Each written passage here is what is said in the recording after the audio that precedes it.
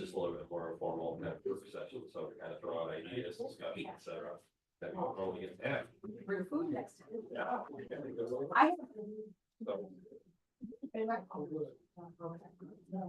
Share my well. we're trying to cut back.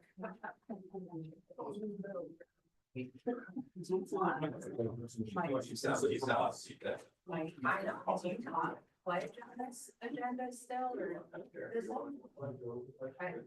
I'm just. We do have her, she got it at our council meeting, she got it on seven, she got it. Okay, oh, yeah. I mean, I'm good either way, I just thought I'd ask since we're looking at everything. But, so this one's new sidewalk cleaning discussions. Sherry, you two cars, you're feeling about 3 So I did email, I'm gonna kind of start, but Brent is here because he and I both want to talk to you guys about this. I tried to put some information in my weekly summary. I'm not sure if you guys have a chance to look at it, but I included the ordinances in here.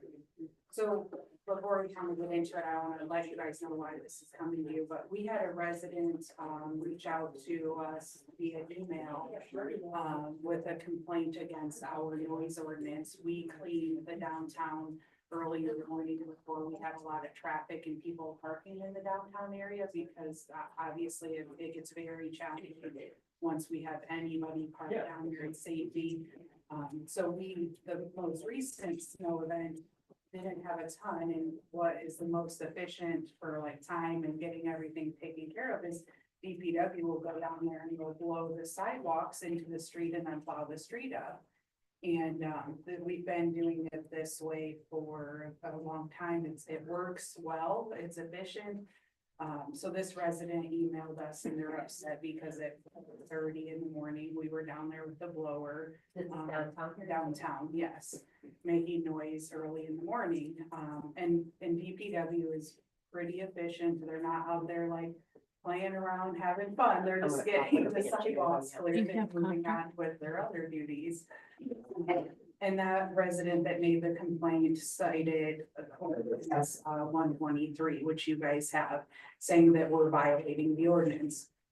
So we looked over the ordinance, and there is a section, it's section F here, that says blowers, the discharge of open air blowers is prohibited unless it's sufficiently deadened. So we agree that we are violating the ordinance and we should not be doing that.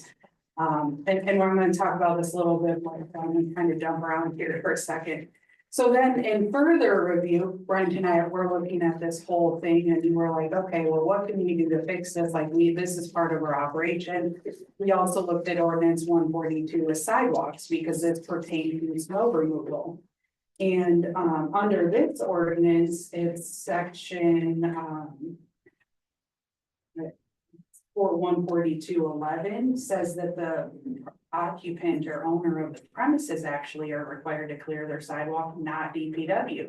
So we're like, well, we're violating this ordinance. Because we've been doing it. Yeah, You're talking for years. anytime there's a light snow like we have, we use a blower because you can't snowboard over now. So it blows it off quick, so safety goes the salt out. So it ain't sloppy. And we had a resident complain.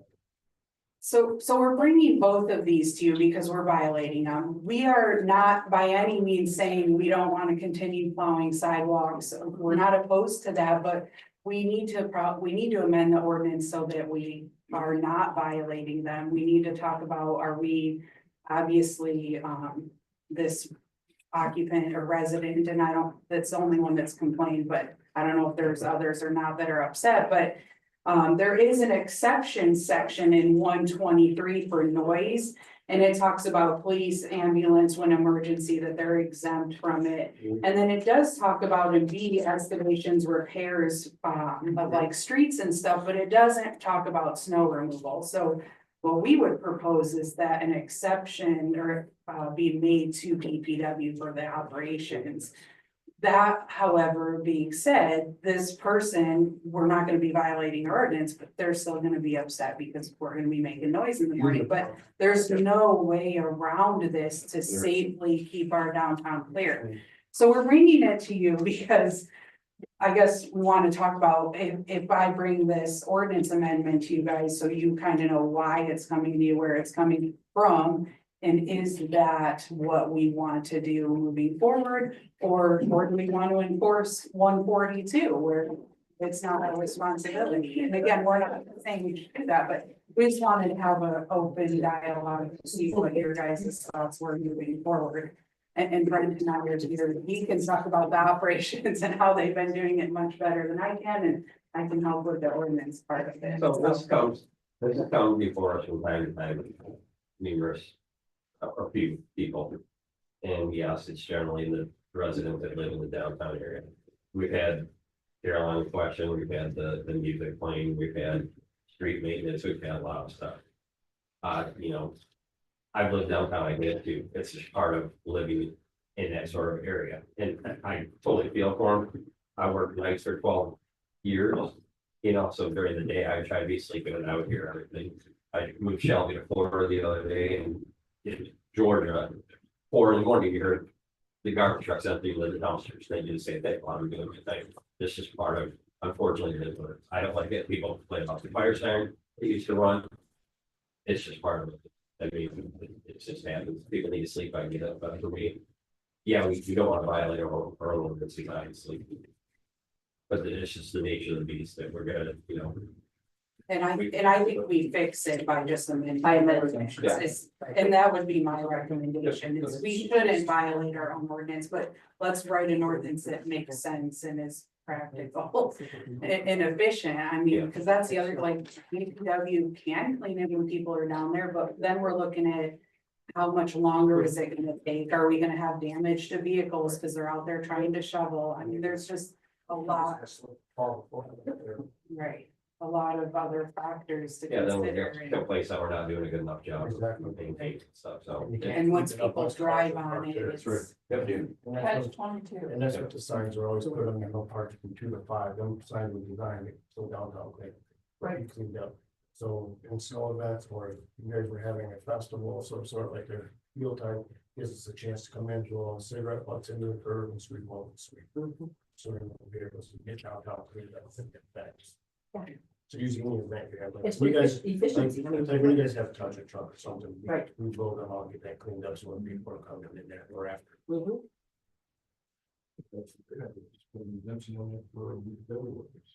Smoke cleanup. Village movements, yeah. For anything, That's what I was thinking, we kind of you know, inclusive of, yeah. It doesn't even state there, you know, and like I said, going through it is when during the night, when public safety, now you can add public safety is for the bridges, streets and highways. While working on them, or when public safety and welfare convenience renders impossible to perform work during that day. So I mean, someone's in there when there's public safety, and you're not plowing snow, but it's a safety. That sounds great. Okay. So I will work on that, and noise ordinance in general was one I had on my list from somebody that they were saying we need to amend it, so. I'll work on that if that's generally, we just wanted to bring it to you guys and make sure before Will we you be responding to did the anything. that individual that? I did respond to them already, letting them know that we talked about it and let them know I'm going to follow up with them, and I'm going to share, I understand their concern, it's not that I don't care, but I'm gonna share that, let them know that we are looking at amending it. I was going to cite the 142 section with the side that they're technically responsible, but I don't think that's the route we want to go either. But I was gonna kind of, I will share all of that information so that they have it in a It's very. organized, professional way It's very that rare. makes sense. This person new to town? Or no, moving to moving in downtown office, not in the downtown district. In a lot of that ordinance discussion, we fall back also on your, when you're looking at the plowing or whatever, or maintaining your sidewalks again. That's something that we provide. I get it's an additional cost and people pay for it in their taxes, but we do go through with the tractor, we plow every single sidewalk in town. Some people it's good enough, some people don't like it. Again, no, we're not gonna make everybody happy, so that's kind of a challenge. That may be something to look into because, you know, the DPW goes through and tries to maintain it, do we still want people to go? They have to shovel off the other half inch or inch of snow or whatever. when that happens, you know, are we gonna, we don't generally write tickets for that garbage, but you know what I'm saying? The ordinance should be clear that if the DPW is gonna maintain it, do we even care to have that in there, that residents need to maintain their own sidewalks? Well, yeah, if we're going to continue, I mean, technically, we're violating that ordinance too, that should be removed. When did we start doing it? Our DPW We've done it A before I lot of started, little kids. before the blizzard. I think all my life I've been that way. Yeah, very many town followers, and when I started here in the downtown district, we did not follow, the fact that down made one pass. And what happened, people, then it got hard and they couldn't shovel it off, so we were stuck, so then we ended up being, hired a part-time guy that worked with us. To leave going forward and, but that comes out. If we continue to do it as we have been, then it eliminates one spot getting done and the other one not. It's all done. Typically, you guys have got, You I mean, gotta, unless we get a dump and snow at 7 o'clock in the morning, you may not end up doing it till later in the day. and there is sometimes we have to do it during the day. And do it a second time. It's not convenient, it takes a long time. Right, A lot of times, We're still talking about sidewalks, right? yes, downtown area. the A downtown. lot of times we'll have to wait, come back later when everybody finally does get up, usually when it's slow about 9 o'clock, 10 o'clock. Get out, town, get out and. Yeah, when I went, after you guys did that a week or so ago, I was glad to see that it was done at 7 o'clock in the morning. The sidewalks looked good. The snow had stopped at that point and everything looked, I mean, By the time you got- it was ready to go. Yeah, A so lot it of looks it's like, the reverse beeper too, I don't know if you're a cop, I don't know if they're, how many, you know. And you know, and usually that's just on the road or Just on the road. Right, on the road, right, or the truck.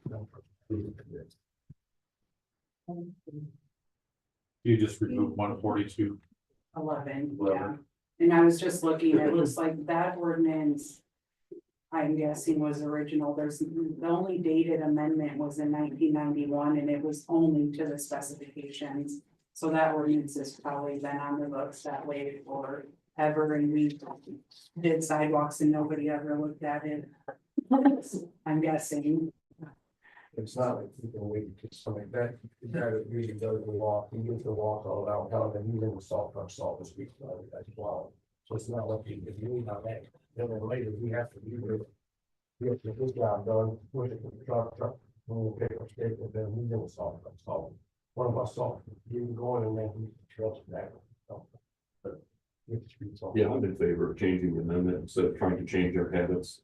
We change the amendment to fit the procedures that we're doing. It makes more sense, unless we wish to enforce everybody to get it done and change the amendment, it needs to be done before 7 AM. And then they come up and shovel. I mean, it's. I do know some companies that they're out. More and more year olds. Right, so, right, I'd rather we just change to what we're trying to a practical certain. That's what we will work on and we'll get I'll get that stuff drafted. I'll share the drafts with you and then obviously I'll have to do publication and that'll come to you guys at an official council meeting. So that's all we wanted to talk about with that. Otherwise, you can move on to the next item, which is really a you all thing, so. You all. Yeah, I thought you said. That's what I always. You all see. I'm like, what could you follow up? Since Danielle's been here, we've kind of done this. This is like list. You're kind of like your tabulations, we've done goals and things like that, but. Yes, yeah, I don't know prior to, but if you guys want to change that at all, please let me know. These are your goals. Just a Beautiful. good way for us to check it out and, you know, hold ourselves accountable and just remind us of the things that we want to talk about. So this is a good time, you know, we've got 2 years of this council working together, so. Obviously, this is previous councils, kind of what we've done, or what we tried to accomplish in the past, we picked off quite a few of these. From previous, I think good way to maintain and keep track of what we're wanting to do. Also, we got some new council members, so I just kind of wanted to go around the table, throw out, you know, if there's anything that you guys want to accomplish over the next 2 years, there's goals, there's you know, platforms that you're in on, any of that kind of thing, like, let's get it all out in the air. You know, and then we could all decide whether we agree or disagree or whatever, but at least then we can kind of come up with ideas, throw out plans, what we want to accomplish. And I do want to make sure you guys realize, so it looks like two copies of the same thing in here. But it's, The first one is currently this budget year we're in, the adopted approved goals. And the second one, which has like a highlighted date up top, you can tell the difference a little bit, and the year is 25-26. This is my just kind of rough draft, things that were completed, I moved to accomplish. So it is very similar, but that's what, again, if you guys, I did this just so you could kind of compare, have a starting point, but if you want to change this layout or anything, just let me know. But I wanted you to be able to see both things before I moved everything down and changed it. you can go one by one. Sure, I think it's worked well, the way that we.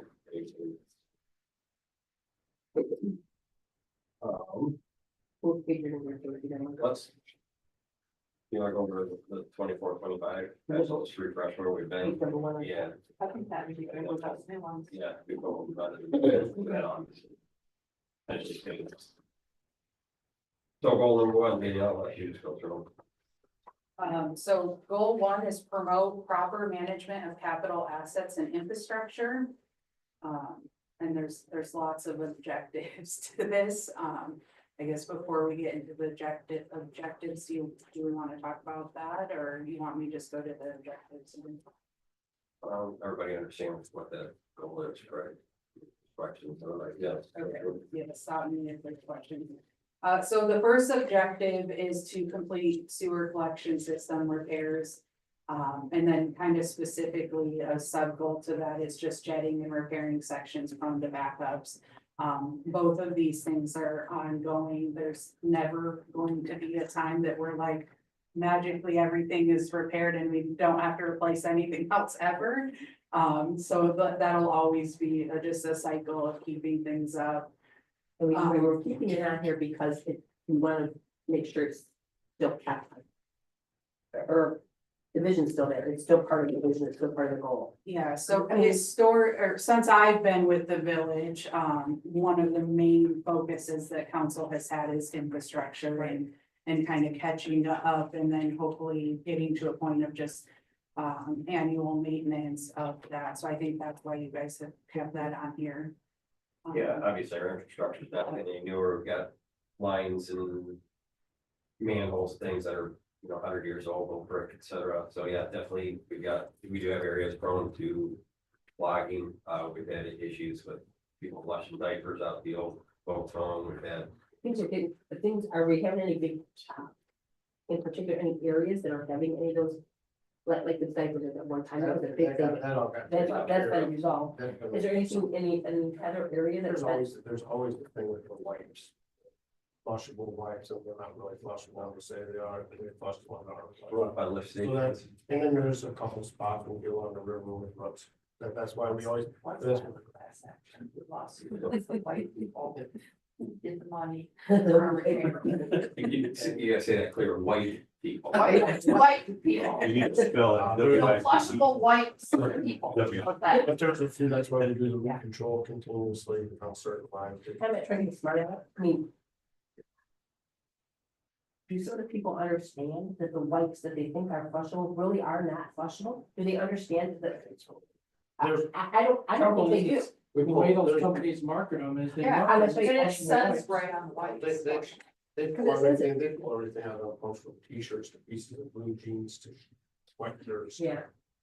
I just know that because that's just smart alecky to say, Right. they're really to help, these people, you think. We could put something in the newsletter, maybe like, there's videos that have been made about what you should or should not flush. So we could do that in our monthly newsletter. We usually have like a code corner, or we have a did you know? And we've been doing just like random, I did think you that's a know great things, idea, so actually. that might be an opportunity to feature.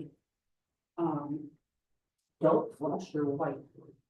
Damn it. But we've talked about van trucks, we've talked about the jetting, things like that. We've had issues on Walnut, that kind of thing. So again, the manholes, some of them you can see the rims are collapsing and things. And that's once again, that's one of the big issues of giving our own back for.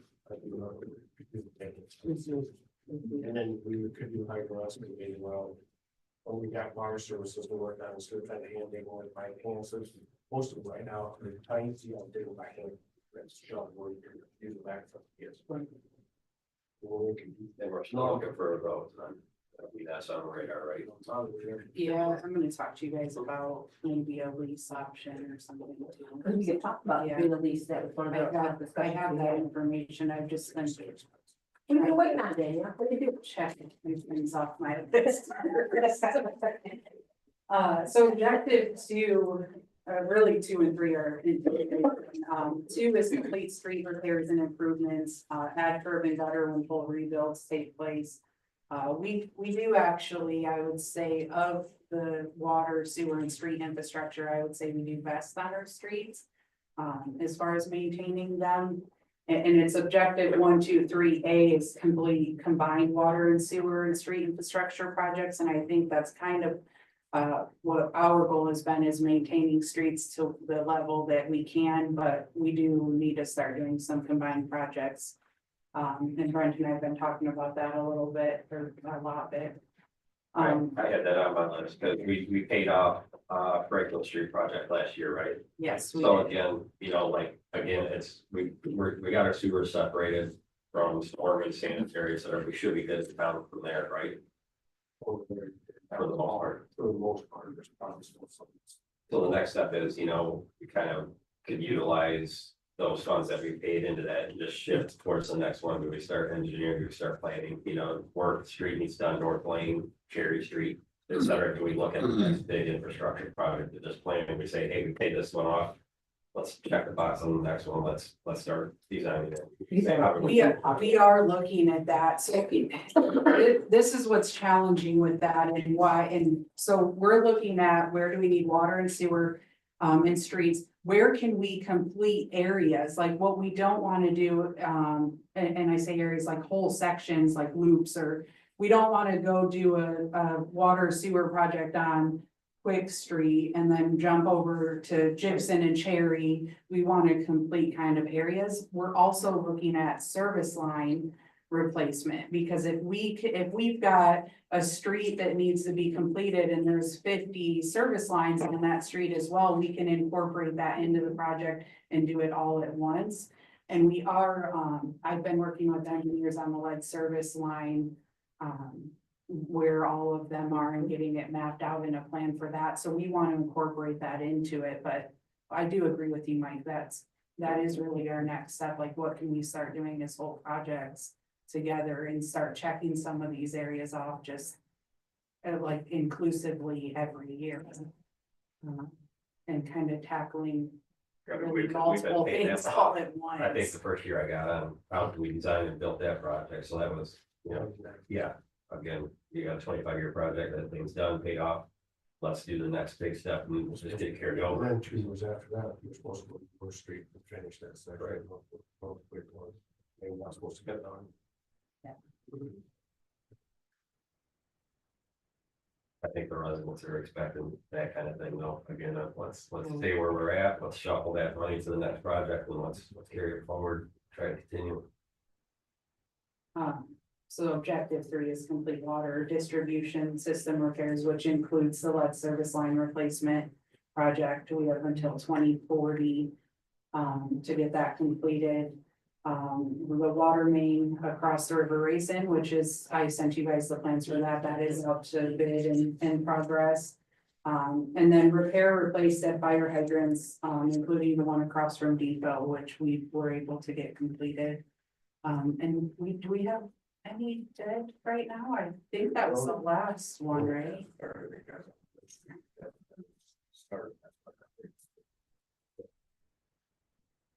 It's a 2-inch line, so we can't even hook it. Yeah, you have to blur your thing. So is that something that stays on, continues to stay on, or did that come off? Put that to a complete. Yeah. It's a continuous thing.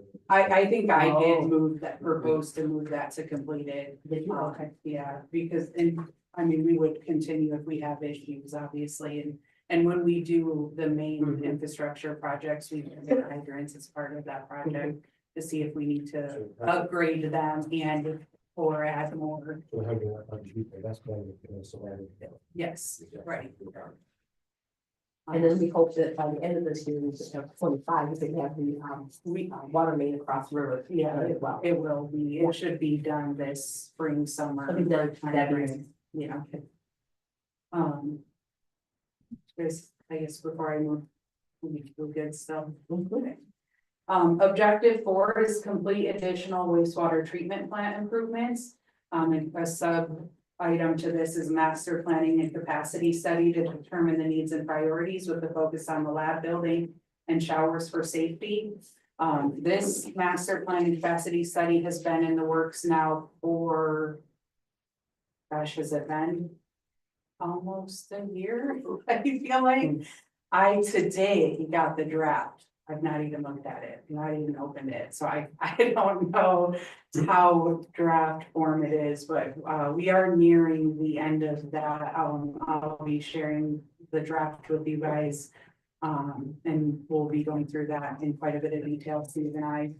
So I would think that that would stay the kind of objective with the improvements. A lot of that, that master plan is gonna help us prioritize what the most important things are. I left the lab building, we need some things, the MCC removal in the capital improvement plan too, so we can kind of adjust or move those around based on that master plan, but. I believe that would We're stay. good, right? We got re-rated, so that. The Eagle re-rated us, yes, and they did look at what is our total capacity as part of that master plan, but again, that'll. More information coming very soon on that. You used an acronym, MCC? Uh, What is MCC? It's the main control. Something, it's the electrical panel, Okay, at the tree. at the treatment Okay. plant, yes. Thanks. Objective 5 is complete water treatment plant improvements. And then a subcategory to that is the sludge building. So you guys have been really good about every year during budget process funding projects for Nora to keep up with improvement at the water treatment plant. So I do think that we do that well, and Nora's really good about advocating for her department and what their needs are. The sludge building, they've done numerous, we've done 2. I'm trying, it might be 3. Canceled, right, yeah. Yeah, I'm trying, it might be, don't quote me, it's 2 or 3 pilots. So that one also will have some more information coming soon, and was it 2? Okay, 2. The girl in the front, right? I think we have 1 more left to do then. So we'll keep you guys posted on that, but that is still an ongoing project, and we may have the pilots done this fiscal year, but we certainly do not have the budget to do whatever moving forward, so that will be. This one's bugged me for a while, because we've been dealing with this for a few years. You know, back when BioDry was talking about doing their thing, whatnot, we put a centrifuge in. And again, it's cart before the horse. Everything we do at the water treatment plant was affecting what we're doing at the wastewater plant, so. We built the sludge building to try to take out some of the inert crap that's in the water at the ground river and not send it all through the wastewater plant, because then you're filling up the sludge basins, right, we're pumping it out, and et cetera, so that it's kind of it's a double-edged sword, which is gonna cost more, you know, if we're taking all this stuff and the landfill, or we clean it at the water plant and sending less to the wastewater plant. It's kind of just, you know, what's the engineering on it, but it's been down for what, quite a few years. Been down since I've been here. Again, people are up in arms with water rates, so I wanna say, how can we make those plants run more efficiently? For me, that's, you know, priority number 1, and I was just gonna ask kind of you, keeping this up. are you suggesting that this should go to a priority 1, or to the 2? I certainly would like to see something get solved, because again, it just compounds the problems at the wastewater plant. We've got a good running wastewater plant now, but I don't want to continue paying, you know, hundreds of thousands of dollars every 6-8 months or whatever to haul sludge and spread it. I think if we draw it out at the water treatment situation, I think it's gonna be cheaper for us. It's just let the engineers figure out how we want to go about it. Yeah, engineers also think it's gonna be cheaper, plus it keeps all that sludge out of our sewer mains, because that's additional costs in wear and tear too. Okay, objective 6 is to implement the comprehensive sidewalk improvement program as identified within the master plan. This is, we are working on this, we have a sidewalk inventory to help and then we're gonna use that inventory to create a map to show the gaps in the sidewalks.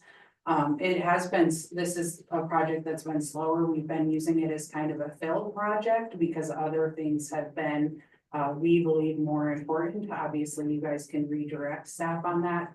And then we do have a resident, and Gwen can talk about this. She was able to work with them, who is volunteered to help us complete the sidewalk inventory and be a part of that. Greg Jackson, he does a lot of walking, one of my neighbors. Anyhow, one of the things that I like to discuss, and somebody may say, well, this is a little self-serving, and to a degree, it really is. I'm just gonna tell you, it is. Out there at Blissfield Heights, there are a number of homes that are out there, and there are a lot of walkers that try to walk into town. There is no safe way on Blissfield Highway to come into town. And as I walked it numerous times, I mean, I try to think, okay, well, what's the most dangerous part? Because the whole thing,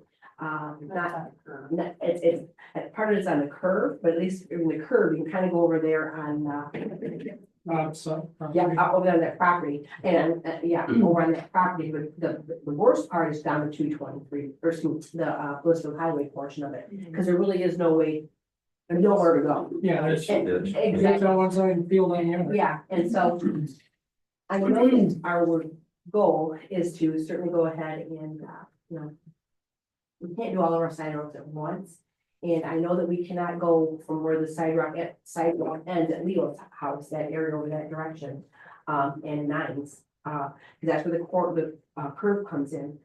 But if we could maybe look at the most dangerous part, I have no idea how much it would even cost. I don't know which side of the road would even be the better side. I would assume the side that has the houses on it. It had to be that side. It has to be that side. It had to be that Well, side. Your point is, we haven't really done infill, No. we've done replace, and again, it's something let's get the obsolete curb cuts, let's get the sidewalks filled in when we do these replacements, things like that. But yes, we need to budget to set aside what is the next step to start Right. completing these. I infills, only, but it's and not. again, I say that part because I know there's approximately 40 houses in there front about in the subdivision area, and there's a couple that go down there.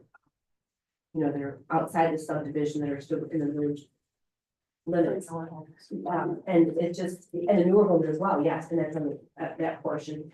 And I didn't know if there was a way that we could just get a cost of it this year in 25 and just look forward to that area being prioritized versus. We need to do it because in our ordinance, if you build a home, you have to put that sidewalk in as it's being built. So, the sidewalks, bridges to nowhere kind of thing, because you want it, especially when you've got, Right. half a mile where there's nothing leading to it, and then you got a subdivision where of course the minutes they build. Yeah, you can't even get to it. So, yeah, again, we need to say, well, that becomes a budget line because we generally have, we budget this much for streets, this Right. much for sidewalk repairs. Okay, do we set 25,000 aside? Do we set whatever aside? And line item that for to do the infill. Just looking to put sidewalks on major streets or local. So So that'd be a major street coming in, Yeah. or you're gonna do the whole, you want the whole. you're gonna do the whole subdivision. No, we don't want the whole subdivision done. I can tell you that. No, well, Nope. As see, far that's kind of unfair. We dealt into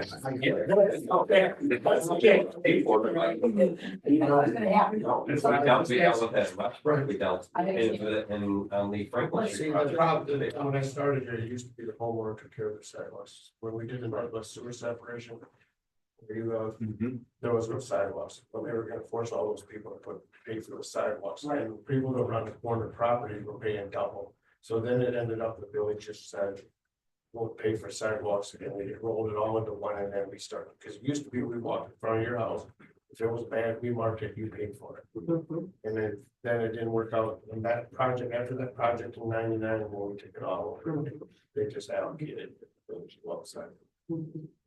And so are we wanting to leave this goal, and add like a sub goal to this, saying that our priority would be to connect that Blissfield Heights subdivision on Blissfield Highway for safe access. And then we can talk about future, is that, Let's just do it. and that's what we're working on with that inventory and map. It's all in Bill, but I guess I'm asking, do you want a specific, do you want to just leave it like it is? And because once I have that map and that inventory completed for all the infill, I'm gonna bring that to you guys and say, okay, this is gonna be like. You can start wherever you Right. want, say what we can afford. Yeah, so that was, I was gonna say, where do you guys want to start? This is approximately what it's gonna cost. I think. That was kind of my thought process, What's the yes. differentiation? Has to be the major. Because you're one separated all the streets. No, you would make, okay, that's not, okay. So the major street would be the 220. They're lost. Let's go. Basically, you just have something. That's major, but like your southwest, that's all local. Oh, yeah, we can wait on that whole portion. But that was kind of my plan with the, but again, this project, it is going slow because I've been treating it as like when I've got a little extra time or on a Thursday. Near the end of the day, I want to start something new. I work on that project a little bit. Yes, we did that. We did that section on Danfield that was filled in. Sugar Street. And then we get all that for people. What we did. So there has been some, definitely. I just, again, thank you for listening for that safety portion of the. So, I mean, again, I'm sorry, are we adding that as a sub? Or are we leaving it? The goal as it is. Keep it fresh. Are there other sections in town, like, Blissfield Heights, what we would need to do to connect something? All Monroe Street has nothing going on south, up to the Canterbury, Queensbury, that's openings there. What was the shop? Oh, South Monroe, okay. South Monroe, okay, yeah, yes, you're right. Hayes Park area, Good park, you're right. Worth Street, that is those kind of side streets. Oh, yeah, on one side. But there's a lot of little infills that we can start, I mean, like. Intersections, you know, what I mean, where there's a sidewalk that goes to the intersection, we cross the intersection with nothing. I know people are chariots like them. Guys, it's the same way, so yeah, I mean, we can start, again, it's just one way forward as we go. So the paperwork that I saw from being for the sidewalk. You guys have a big chunk of it done, and I know the Brandon's will go ahead and start working on it. I would look for it to be, you know, for springtime, I want to say, we have thought.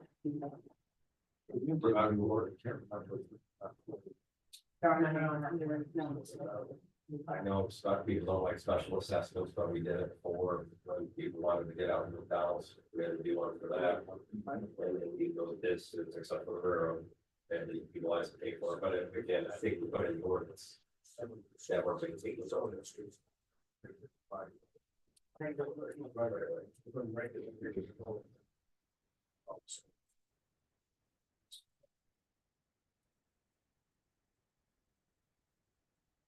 Walk complete streets, the whole idea of it.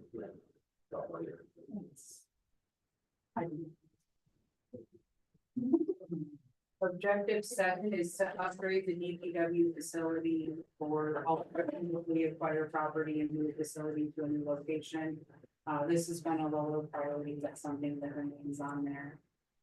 That this site is one of our like key economic development sites too. Start to move up, I think. Important. Obviously, it's not just a why, you know, they're running out of space, their space is getting old. Yeah, the issue with the depot, so again, you know, not. No, you're exactly right. It's out there with us. Because it does. Impact. You put curb lights in that previous one. Absolutely.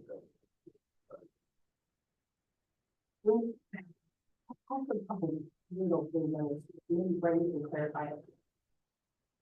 What can be built on the new building site? So let's just pretend we find a place, we're out there, what can be built? I don't know, I mean, you can, you can, everything else is about it. So what would somebody do? I don't know if you don't have a plus, you're gonna have to give us a, well, right away, you have four sewer, and I think there's a list of, it's a full side town. There's a lot of land all the way there, so there's a force main in it too, so all that property between the railroad tracks all the way out to the hill, that's gonna have to have a big wide easement. Pretty much, you know, the edge of that pond, that's a big pond, sewer. So when someone looks at the property, it's really not as much the property. As you think. You know, in the back, once you get the back, you can't touch it. Anything down below can touch it. So the next question is, this: what, That hill, if you notice that big hill that's all down. But get the information out there, because we have some studies, people. When we dug, if you go in, Back to the concept. if you go inside the closet building, we dug a pit in there, we work on oil, that's all. so, But there's a lot of And- misinformation out there too, that don't touch it, we're gonna open up, you know, I don't know whatever. about, I don't know about. We've done studies, we've got studies in the past, there's DEQ's done studies in the past. I do know which Bad practice.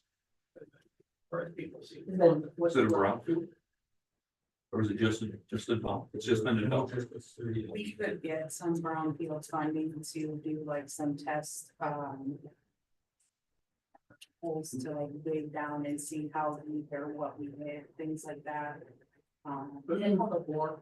It's sort of, yeah.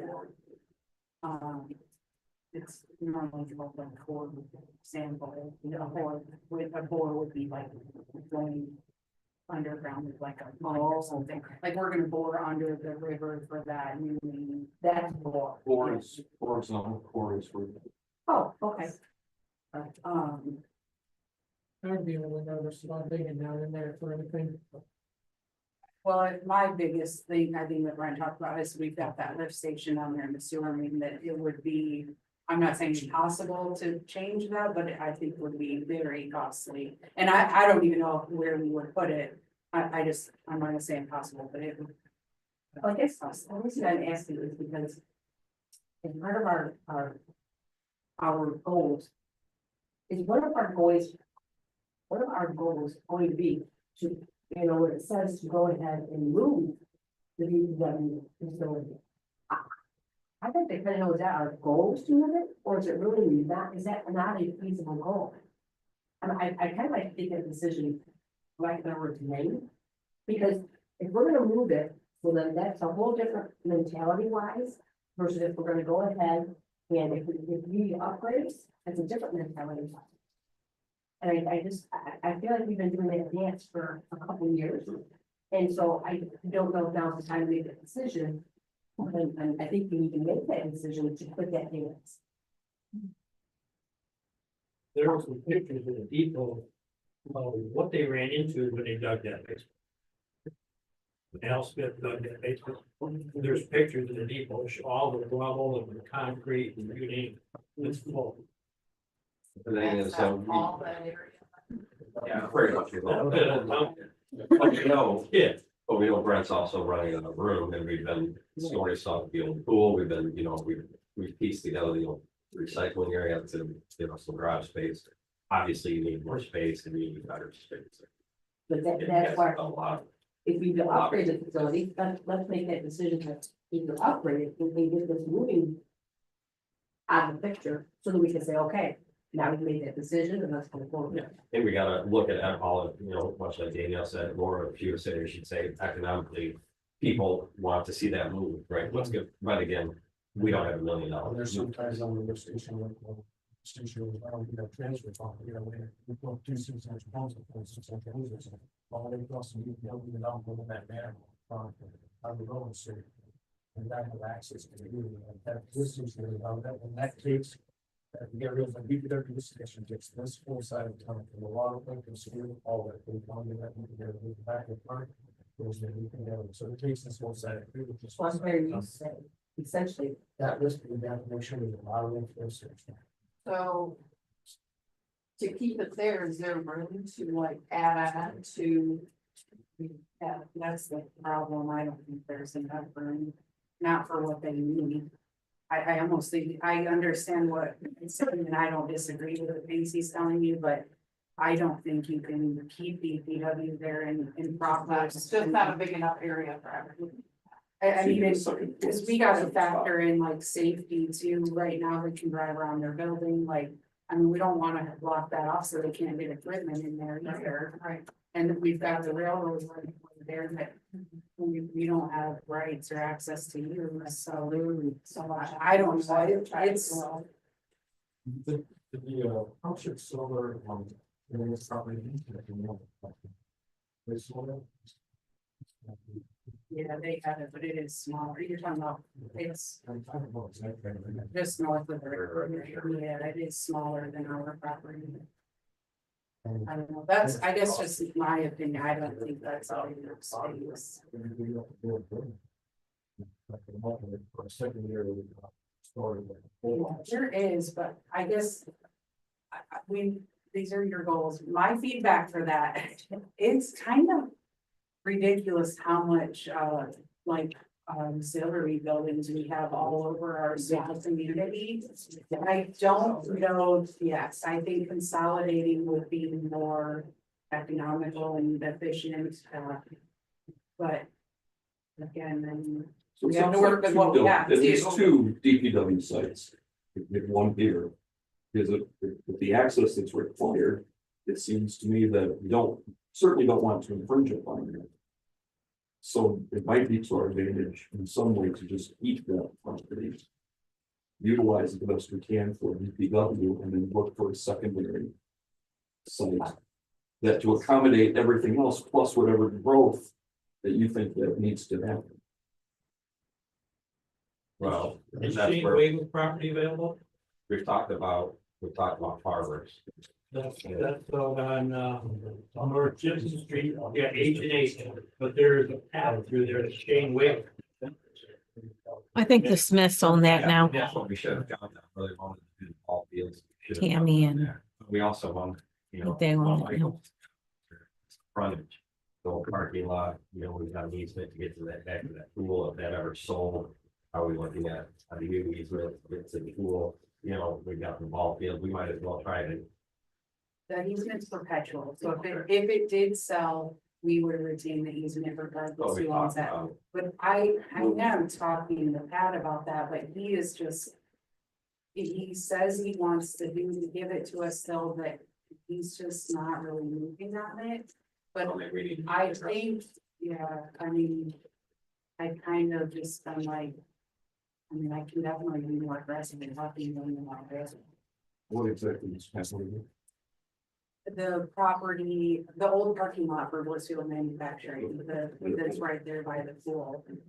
But if we had all of it to the metal building, original metal building, that gives us full authority, gives us all that frontage where we can utilize, you know, like the tennis courts, that's gonna be more of a walking trail area like we discussed in the past, you know, it's like the more of a parks and rec sort of area. So we probably, you know, again, money is always an issue, but let's just throw out ideas right now, if we would worry about it later. But again, we talked about moving tennis courts, we talked about, you know, yeah, that's a better place for the pool, we encompass that more as a parks and recreation area. You know, or is that potentially we move something that didn't be done out there to so. We also pay what, $2,500 to put skates out here, right? For the property, you know, do we buy a chunk of land somewhere out of town that we burn? You know, we can't afford to shift trees, that's thousands of dollars for the need of us to buy and take them somewhere. Down.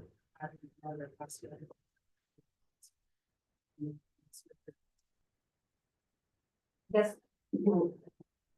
Getting is just, if we could just say as a consensus.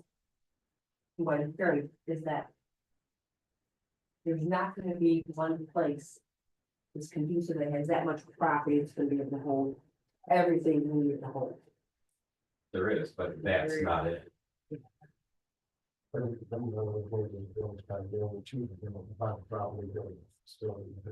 Oh, boy. I like the idea of consolidating all the little stuff everywhere else too. So with the movement of the facility, it wouldn't be. We're saying, we would leave it where it is, and we would have an additional place, or is it still on the? We're still saying, no, we just do it. So why don't we say, and remove the, well, I don't know, because if you have two parts, I still think there's probably some upgrades that need to happen. So I almost think we just need to say upgrade DPW facility and acquire property for like additional secondary site or something. I can reword that. Yeah, I don't know, if that's what you guys are thinking. well, Danielle, I mean, what you're saying. So I kind of give you the vibe coming from the. What I'm hearing too is what you were saying, the organization, all that probably should say. DPW. Or village. Yeah, I because we think can more than just retain, use it, I think what we need to do is- Yeah, that's why I'm saying that really. You're trying to shoot through the Use backside for- of the depot. Else. So, no, first, I would try to keep it in our hands. I don't see us selling it off. Again, that mitigates the okay, dump area, you know, again, money's just a dream, but you've had, you know, architects doing, saying, reopen the box culverts underneath, make it a park area between, et cetera. We've had little hints of somebody saying, oh, we want to do delivery, et cetera. And to tell Laura, I'm wearing my DDA here, they say that's economic center of town, you know what I mean? Any way to expand our economic growth, that's a potential option. but is it really an option if it's all that jumps underneath? With the easement, I mean, you can't build anything with floodplain anyway, so anything Private. behind. Private. That would be. So anything past pretty much the cold storage, but you can't build on, that's. I hope the bond is In our hard easement, to- it's in that. So. Cold storage building And next I to see salt, that the moving salt. back, so I'm trying to envision. So you know where like the salt barn and that back barn is, anything past behind that towards the river is all. Between the floodplain, and then, Sewer. All the way to the river, because then you've got the whole back end, you've got your easement, you've got your floodplain, and then you've got some access. I mean, that's literally a whole. Yeah. Yeah.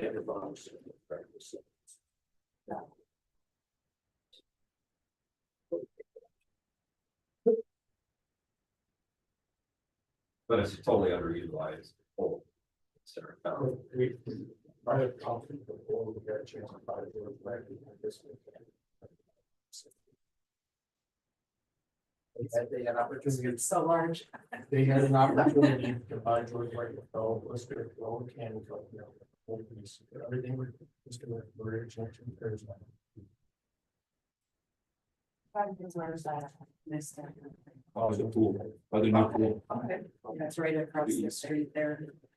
Where'd you say, why they turn it now?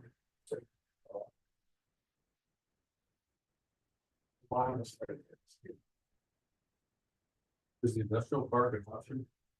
What's the? There's just the smaller lot there. Still can't throw, like, he's still back there. Still in there. We had a chance to buy that one.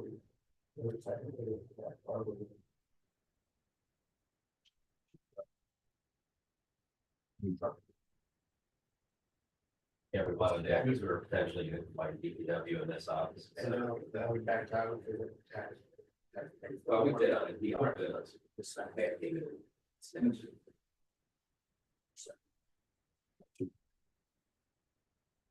I would say just keep it open, but let's start coming up with options, let's discuss it, like, you know, we've got our two options, do we stay and go, do we maintain it, or do we keep the property, we try to sell it again, but let's do something. But I guess what I'm saying, if you're gonna try to stay, or whatever.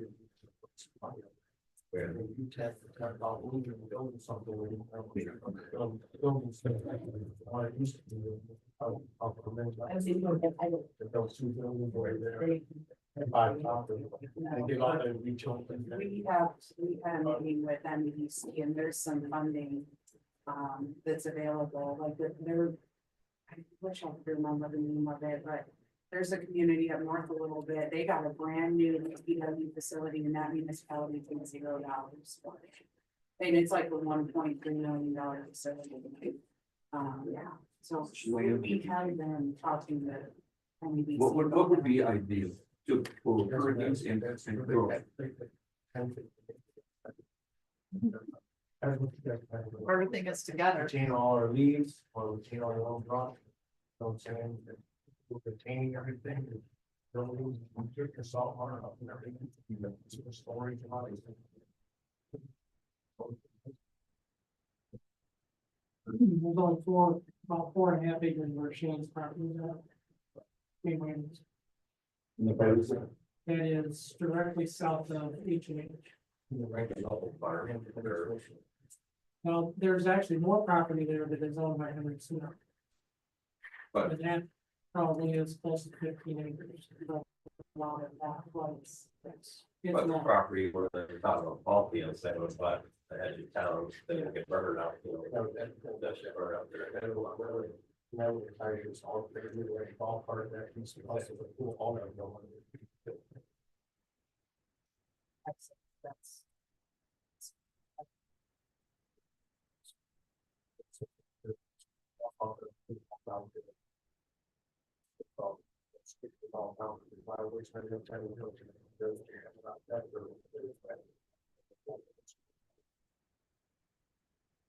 That's the lot. All right, we'll build it. Well, I say keep it on the radar, but let's get a little more, let's put a study committee or something, and say here's our options. Let's put it. Maybe instead of 5, move it up a little bit. I don't know. Definitely, if you look at it, we would be, Yeah. this would also be guaranteed from. And then the upgrades are necessary. What we got, that should probably be higher. And maybe split this. When we talk about doing the different dates, or we split that and make give one a higher priority. Either acquiring property and making a second facility. Give that 5 or 4, with the upgrades up to a 2 or 1. Something that would. If you know, guys stop in there and see the equipment parked in there that we have to keep warm, you know, that things, that virus full for that concept. It's kind of embarrassing. So, And the sewer that traffic is gonna need to be, to keep from freezing and having to keep still. Objective 8 is complete park maintenance and planned park improvements. The following are specific improvements listed by priority from highest to lowest. Fill in the old pool site is completed. Replace, repair the dugouts at Barber Field. Repair the dugouts at Buckner Little League. Shuffleboard courts, those are removed. We'll be doing a little bit of repair on the actual, all the ones that stayed. All these you've listed so far are not. Not all, the dugouts are not. Okay. Okay. We're back. Old pool house building rehabilitation.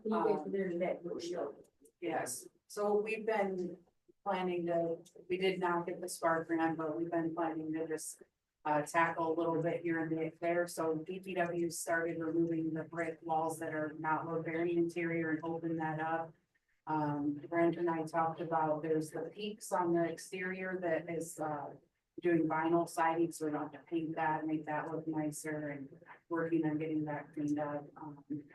So we're gonna continue chipping away on People it. are always looking for little rental areas, right, et cetera. And if we knocked out all the partitions, we had like a little kitchenette or something, we could actually utilize that. That's what Parks and Rec would love to do, but right now it's storage because we don't have enough space.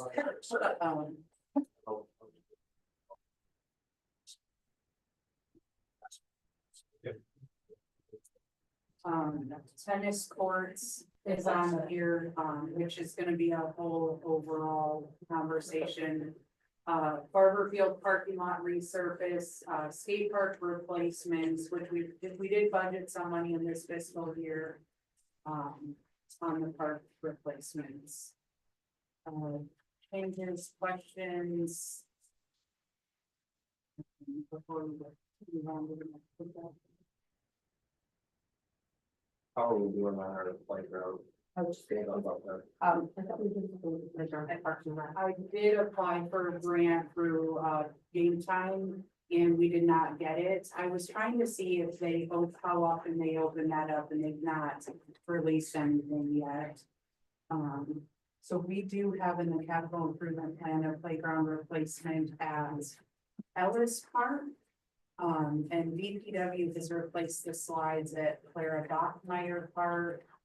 And they've done some maintenance at Bachmeyer's Little League program, veterans.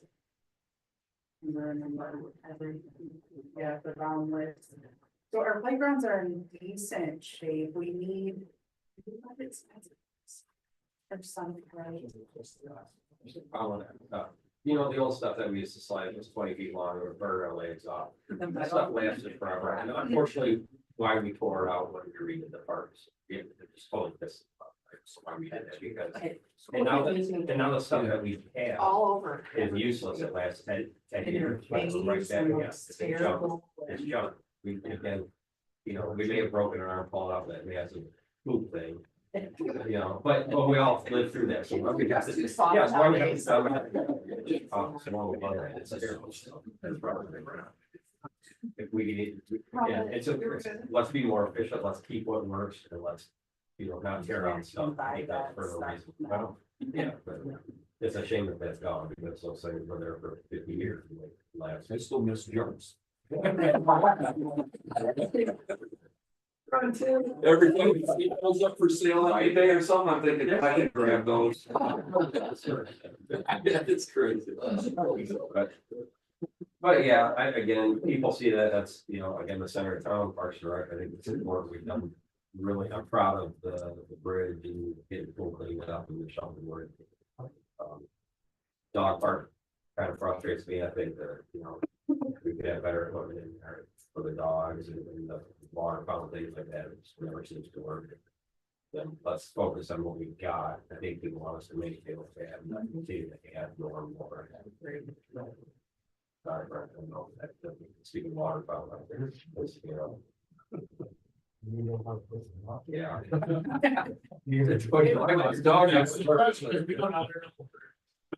Yeah, I had, Couple of because times I a year, think I you said something, to me, so I talked to him and we went down there and we were working.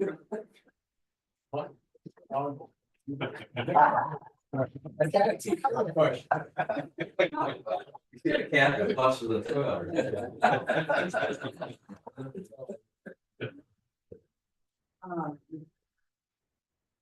Objective 9, bridge maintenance, complete necessary repairs to the pedestrian bridges over the river.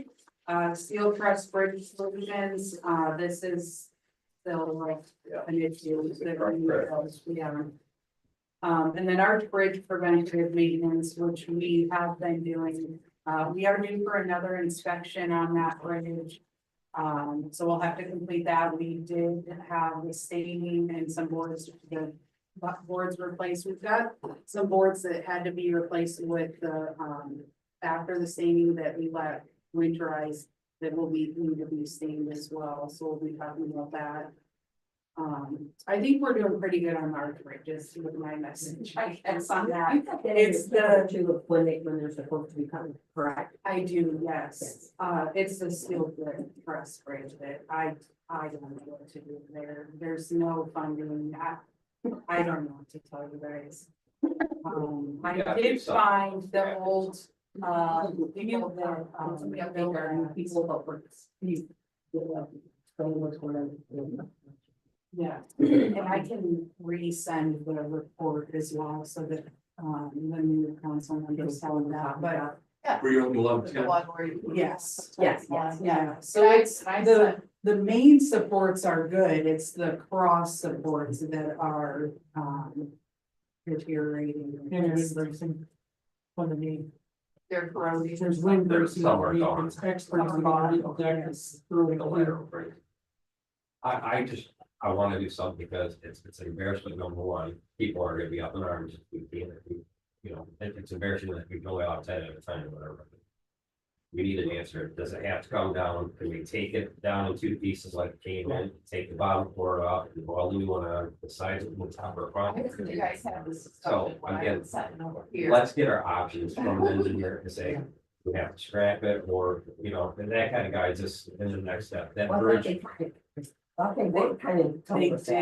did, but Scrap it. The main structure that you see, the two sides, from my understanding, are in good shape. It's the, in the longer rods that run from one side of the bridge, one side of the river to the other are in good shape. It's the cross bracing that our deck sets up.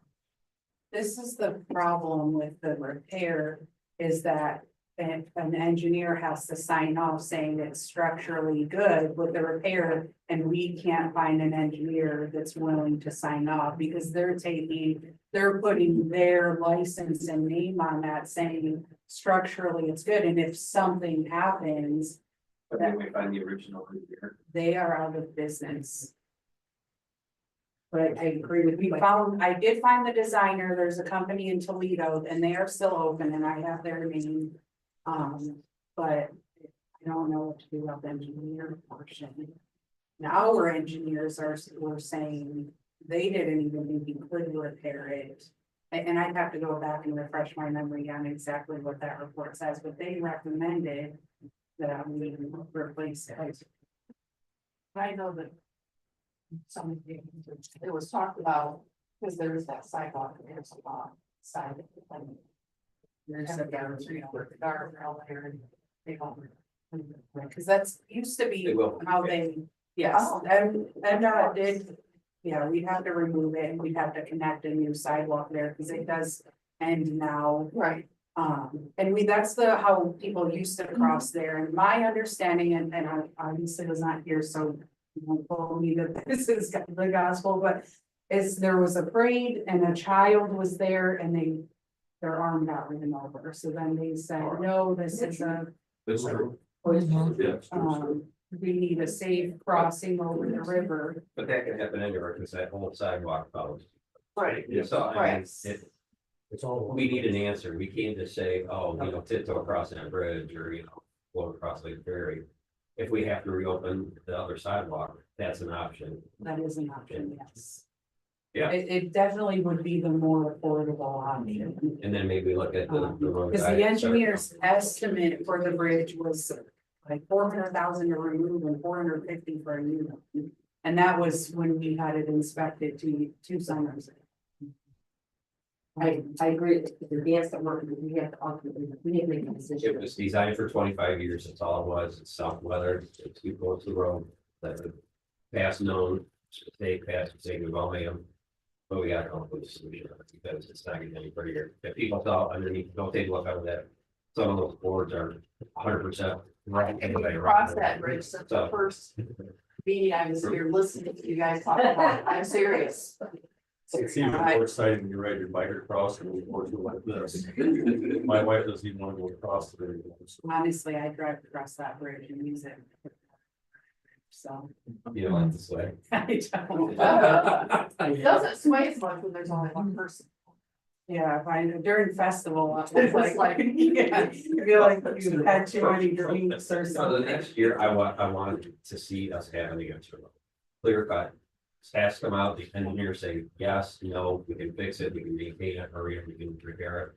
Let's get an answer. I'm tired of this is better.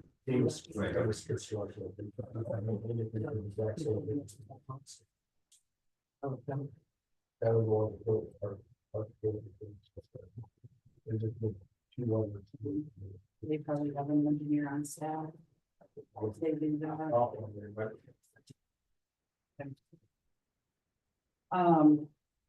Objective 10 is aquatic center preventative maintenance, proactively budget future maintenance funds annually. We did do that this year. And then donation fund projects, we've completed those as well. There is still a little bit of balance towards that, but we elected to wrap that into those maintenance funds for the pool. I believe that's still your goal, but you see you guys. I'm glad you're here. Appreciate you being here, but we're talking about 80,000 to resurface that, right?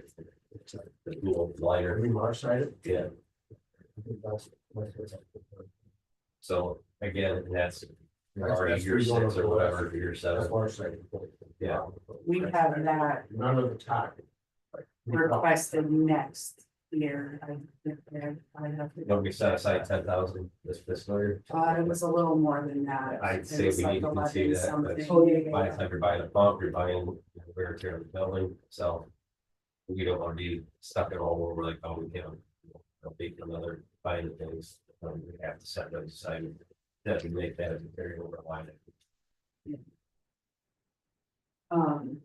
Objective 11 is river erosion project to slow or stop erosion, and you guys just approved an additional part of this project. So we are making progress, but we're not quite there.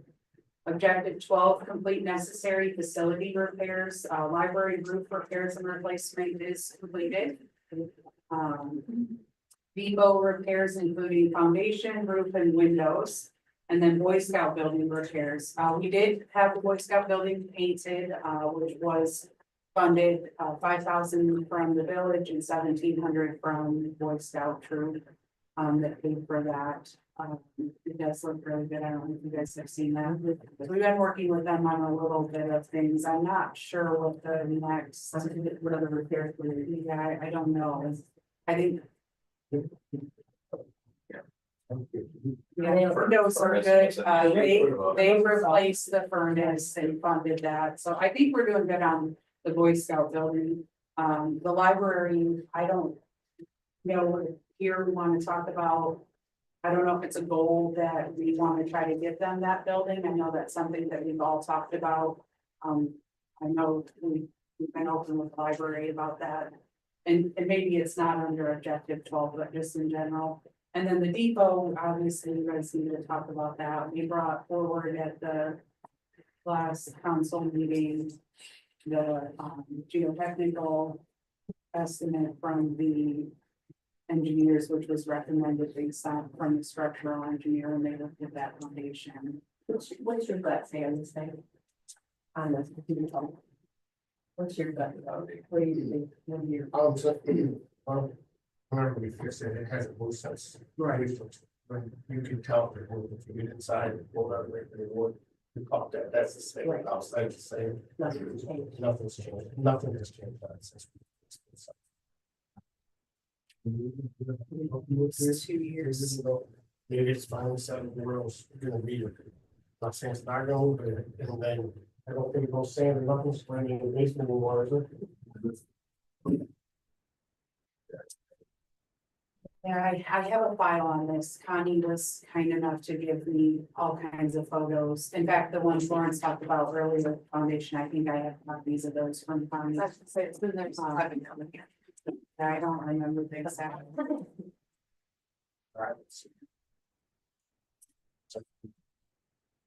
Water, they haven't had no water coming in, if you get that water to sand, we don't really stuff. Is this kind of going in part with the DPW? You know what I'm saying? The movement, non-movement. Well, we didn't want to get cart before the horse was Right. roof, Exactly. and the windows stay glazed, and then, you know. But we're to make that decision. We're One to- time, one time.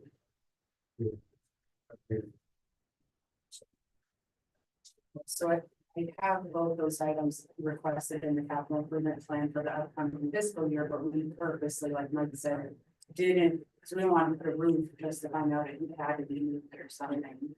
So we're going to make that decision. Do your thoughts. Correct. Yeah, I think the one, I guess, do you guys want to move forward with the geo, or are we comfortable with the review that we had in the repairs we've made? And if we're good with that too, are we interested in moving it, or would we leave it there? And keep in mind, let's say we get down the road and we decide to move DPW, we can parcel that off and leave that piece there. It doesn't have to be all or nothing, and that, based on our earlier conversations, I'm not entirely sure moving the DPW off that site is even something we're gonna be looking at. So and then 3, if we're not moving it, then I think we just need to say our priorities are to do the roof and windows, right, are the facility upgrades. My question is, then we were back. I had an idea, but that fell through as well. So, yeah, I have no idea where to put it. My thought was that this lot right over here behind the Heights and between now wealth management would be perfect for the depot and keep it in the downtown area because they do open for events, they have restrooms, things like that. But in talking to David, he has plans for that site and is not interested in having it there. So that would not work. So then we're back to, I have no idea. Where to put it. Because it's functioned and.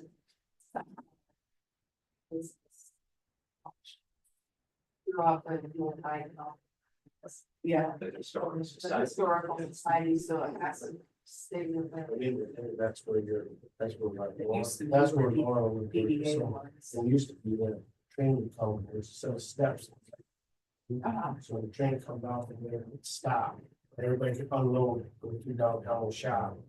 Maybe the train keep it, and keep was not, 10 cases. Now, Those those, some cases, and he'd walk people through, and then they'd have tour buses that would come and park. When someone go to the casino, someone get on the train, there's a set of steps right there. So they would stop there, they let people out, only, halfway else. And then they go to pay. So it was like a centrally located thing on the train would stop, and these are people walking. Right. fighting to get that. It's not gonna run. But I'm just saying that was, that's why this was, and we did. I don't know if we walked in with the people, but it's a real. Yeah. A real nice basement, Well, the basement. base, I didn't know, Basement's- I didn't know there was a basement Right, there. basement's back, like, got a kitchen down in the basement, and everything. That's you always build it. The historical society meets there weekly usually and they, you guys do a presentation. Thank you, interject. Hey, story, lots of stories in the basement. Anyway, you're talking about moving the depot. I just said, why don't you go ahead and do the geotechnical testing? And if it's all good, then this conversation doesn't need to be moved. And yes, it's a $13,000. Yeah, I hate You to know, you're.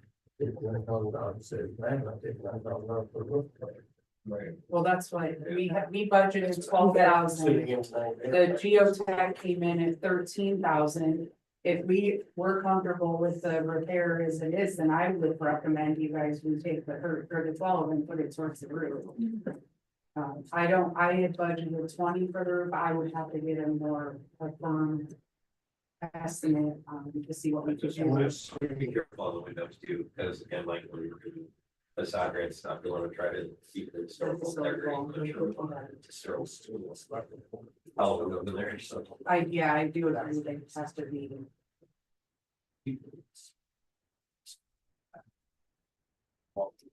Yeah, we could. And there's a certain amount of stuff we can fill. Then it stops.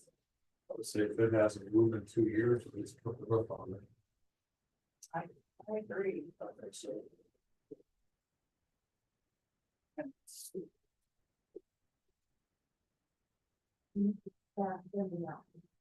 mean, putting this roof on it in 2-3 years with issues again.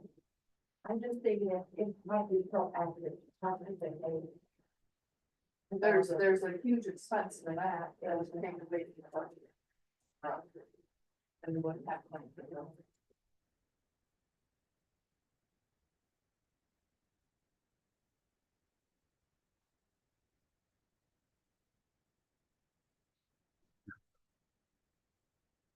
Was, and then it's been prepared, nothing's happened.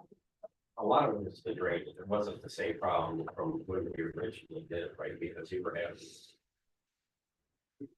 There were two different issues. The original issue was like the movement and they're coming up from underneath, right? You know.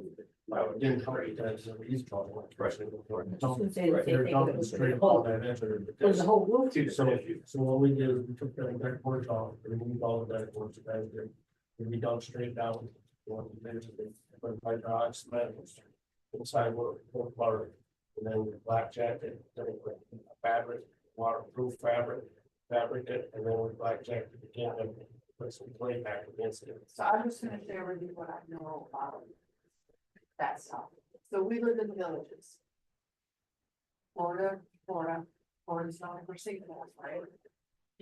So I'm just gonna, there's a particular house that they present us out. They're getting ready to close and all of a sudden, couldn't do it anymore. Because of excuse me, in the yard. Between two houses.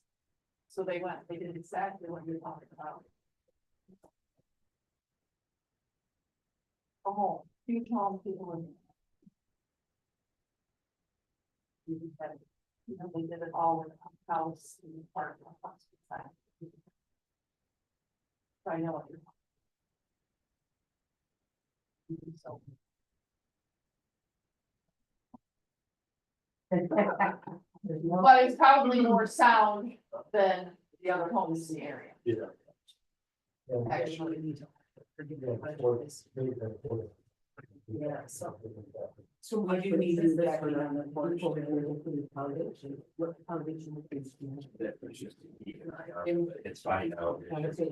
Well, it really is a foundation. Now. It's more of the roof. And then add, we need to read that porch as well, so I would add that. I honestly, I would recommend probably not order.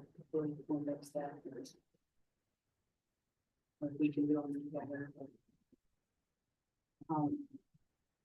Objective 13 is to acquire property in front of the aquatic center on the corner of Sugar and Mike talked about this earlier.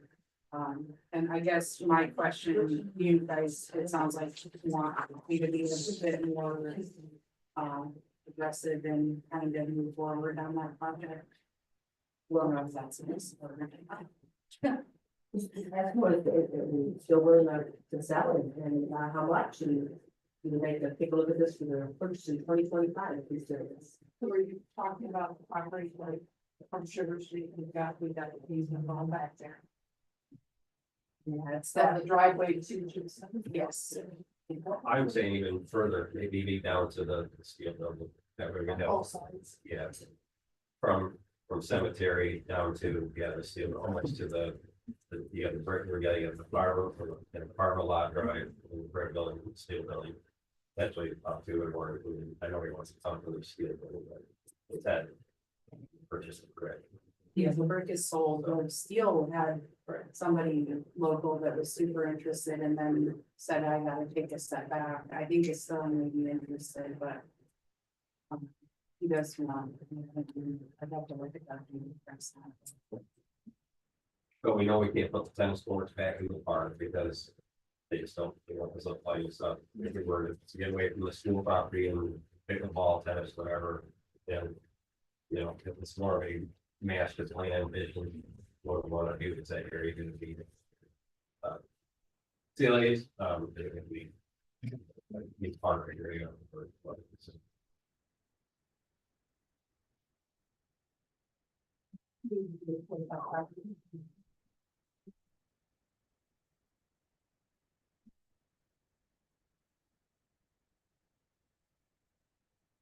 The area between the pool, driveway and water building for tennis courts.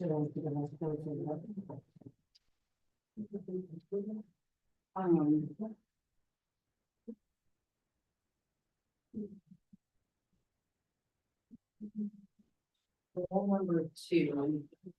Promote recruitment and retention of highly effective and talented staff. And that doesn't, it's pretty straightforward. We want to just leave that or change or any.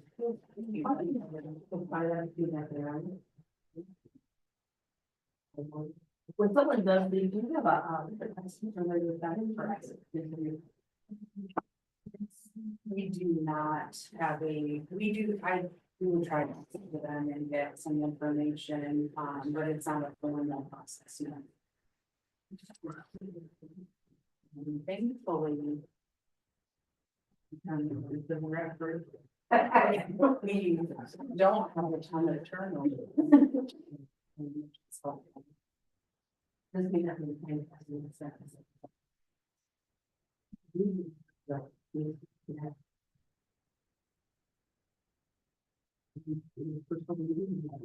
Yeah, like very fair personal reasons, yes, but, yeah, if you guys have questions about that,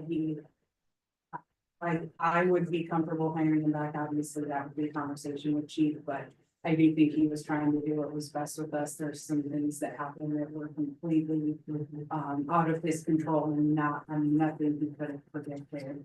And did need to leave that as sense. I just, but yeah, I would not want to share those publicly. Are you talking about that? Yes, he did resign from his position. Yes. Something out of his control, like. Yes.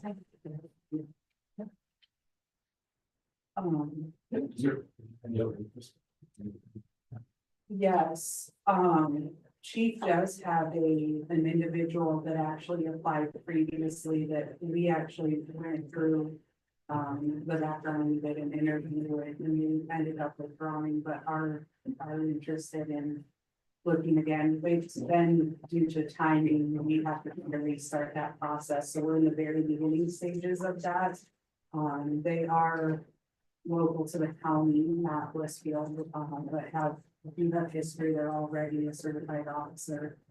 So I haven't shared fully because it's such a new development that we're just not far enough that I was comfortable enough to say, but yes, we do have somebody interested. And that will absolutely keep my rest posted. Yes, they are, which is, yeah.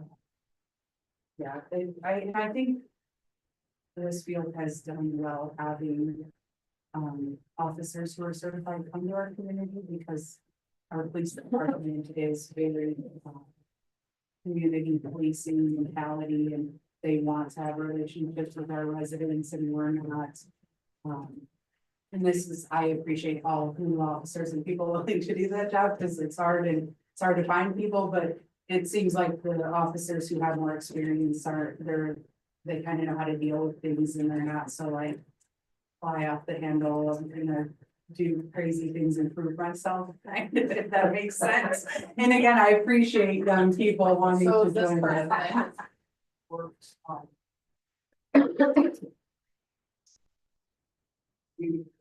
Yes. Oh, you can, no. I did check my email.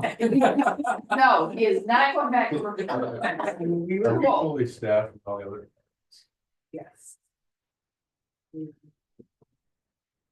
Number one, right? That was goal number 2, yes, and no objective there. Goal number 3 is promote efficient and effective municipal operations and services. Objective 1 is to accomplish community goals and objectives without cutting services. And then listed examples: police force, quality services, mosquito spraying, brush leaf pickup. Objective 2 is promote the services and accomplishments of the village. Objective 3, partner with the library to establish funding solutions, i.e. district library, and that has been completed. Yeah. Goal 4, promote sound and prudent financial management. Review water and sewer rate studies and adjust as needed. And we have been continuing to do this, and obviously have one that's just been started. And then objective 2 is annually review debt schedules to evaluate the need for additional funding. You guys every year in the budget do get the debt schedule. We've not talked a ton about this. That is good. Right amount of debt. And I think with the wastewater treatment plant, that's been, but. Yeah, something to that road. Yeah. I don't know, you guys, may want to, may not want to talk about it, but 1.25 mils. We got to do this council. Let's talk about, again, we added that for the library. Do we want to leave it as such? We want to use maybe 3/4 of a mil and we're take back 1.5. I think we should discuss how we move forward. I absolutely. I'm sure you do. I I knew you would. You are, I would not want you to support. But it's okay. But I'm gonna go up there actually with Danielle, talk about goal number 3, objective number 1. Yes. I was thinking, what if we gave thought, number of days when we would have to do that, the garbage? Okay, I would be willing to take a look at that, because I am not a proponent of reducing the village months. However, I would be looking at, okay, can we go ahead and, give our village residents garbage, whatever they want. Mhm. I love that idea I too. like that idea. I also agree with you about not going back to 1.25 mil. We talked before about the library going away or from the funding from us going on back to us. And then the 1.25 mil, it's gonna allow us to increase services, increase project completion, and we've had discussion with us about residents want to see stuff getting done. And That garbage thing, I'm gonna tell you the positive, because I was one of these thinking involved pollution. And I went back to look, that is a great idea. That was something that I knew. Well, you have to get that out there, pull that up and say, Right. this is the services, yes, you're not getting Right. the kickback on the lower tax, but again, this is another service that we provide, and we don't do well enough for promoting that, we do. Maintaining the streets, brushing, with collection, leaf collection, When stuff. I did my So- walk. Yeah. Well, look what you get. Exactly. And they're like. I've never lived anywhere that I got these services along with. I would love that if we could afford to do the garbage, but we still had a little bit on top to do some, the other infrastructure things, and I mean, if it's not an even tit for tat, I would much rather see. That kind of ties into one of the things that I wanted to talk to you guys about maybe being a potential goal. I would like to talk to you guys about doing a bid for trash services. I'm gonna call it single hauler, but right now our residents, really Stevens is kind of the only one. That being said, I've had 2 other companies reach out and they have said, we would love to service Blissfield, but the challenge is it's not feasible for them to come into Blissfield for 5 residents. And one of the things that I think we can talk about, I've been looking into this, trying to gather some information because I want to talk to you guys about this at a committee of the whole. A lot of communities incorporate their yard waste, their leaves, their brush pickup instead of having DPW, and they set schedules and bid that out. So there's a lot of potential options in doing this. And like we talked about where we pay $2,500 to do the brush, maybe it's more feasible for us to include that with this service and they get brush pickup once a month or just some different things. And I'm not saying that is what we should do, but I think it's worth having a conversation to try to determine what's gonna make the most sense for Blissfield as a whole. So Well, I agree. it kind of I ties think the whole into that. Stevens monopoly thing, again, I called that other company that moving off totally. So. Yeah, at least you recall that we changed. But I agree, again, if you have 2 options,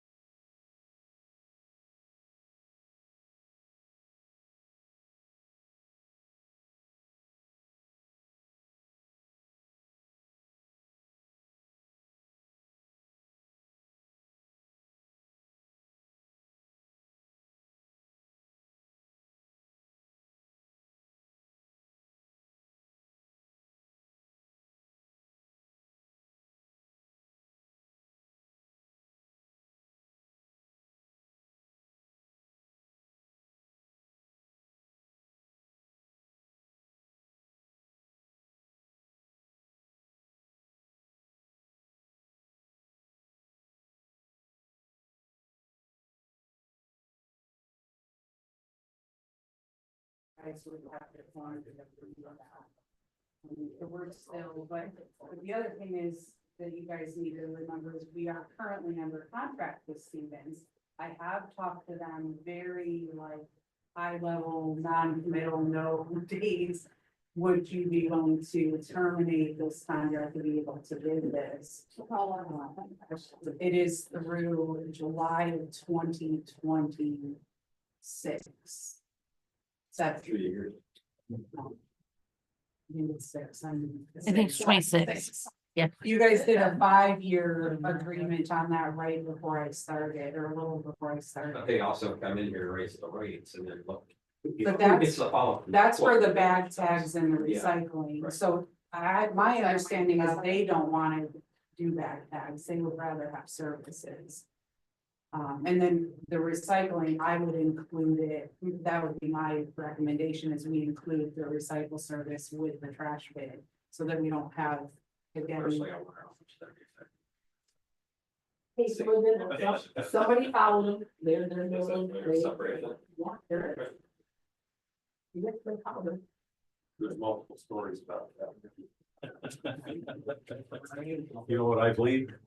I'll go with this thing. goal number 5 is promote public health, safety and welfare. Objective 1, complete necessary replacement and maintenance of street trees. Objective 2 is revision of ordinances. Trees and part of trees. Part, how many trees we got down in the park, that we had every second. Part of those trees,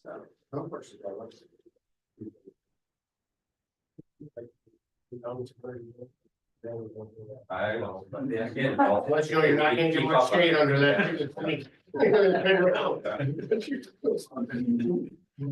There's no good there. You Well, my lifetime is the problem. Promote community economic vitality. Objective 1, implement wayfinding signage project. Sub to that is entry wayfinding signage and relocate east end sign to real boundary. You guys did this fiscal year appropriate money for this. I am actually working on some landscape documents ready for this project and was going to be reaching out to Mike about the relocating. So you're gonna help me do that, right, Mike? Okay. And then removal wayfinding sign, BPW has actually, oh, I was gonna tell you it was complete, I so. thought I seen this little carrot. Okay, yeah, so we'll Did we remove get the one that. by the old railroad?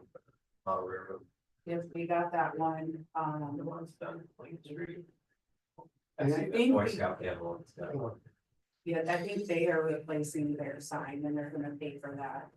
So I believe we'll get that one down, but I think that's mostly completed. I think. Full of the street, because I know. Inside the gardens. There's no. You got gas, you got recess, fiber, so many spots, you got coax cable. I mean, and we got our sewer and water. So if you look at some of these, I don't know if you've been by with these markets for people, there's no retreat or anybody. Where are you talking about? I'm talking about one of those large Oh, highways. yes. I don't know, but you see some of these and you say, oh, let's get a tree there. There's no put a tree. So can you look at all the utilities that are in the ground, because we feel that already, they're full. You look up on top of the power wire. The tiny bearing, time it hits the power wire, full and they cut them out. There's really not a good spot. The best spot is back in the yard. I mean, say you are in your yard, it would be back on the backside of the I know that's not ours. If you want a tree, put it back there, so you can have trees down. Yeah, but in them right away, there's nothing left of it. Yeah, that's a shame. Are full of utilities. And the fiber They're always- is regulated. they're always- Yeah, and the fiber, you get something like that, they're down about, well, you know that. So I just let you know, North on Jefferson Street, it's 3 cents a fiber, you got Verizon, you got Merrick, you got UP. Frontiers. So just something to think about when we do these streets, people talk about replanting all these trees. Not much room in the- You know, you were saying about the, and this is just, maybe this is off topic. Remember that old the old, what do you call this, the green thing that mounted around, you know, from, Frontier and all that. When are they gonna be taking that old crap out of there? Some of them want to. Oh, and coax, bad number of coax, they got coax in there, there's nothing until everybody gets up. They can't because they're partially on the old system, partially on the, because they can't force people to switch to the new. You know, That's why they're still, I mean, they're banged up, they're nasty, they're. some sand, there was a lot of. That's why Well, this, then they're gonna abandon those lines, and then like Brett said, you know, they're hand digging or they're digging around with something that they don't even know if it's fine or not, because. You know, they got a gas leak,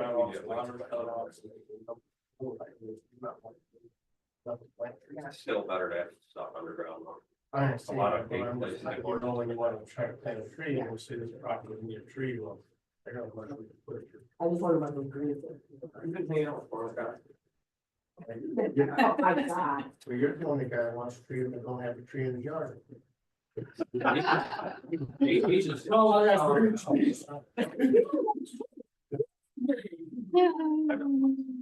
You'll plant one there. You do? Very good.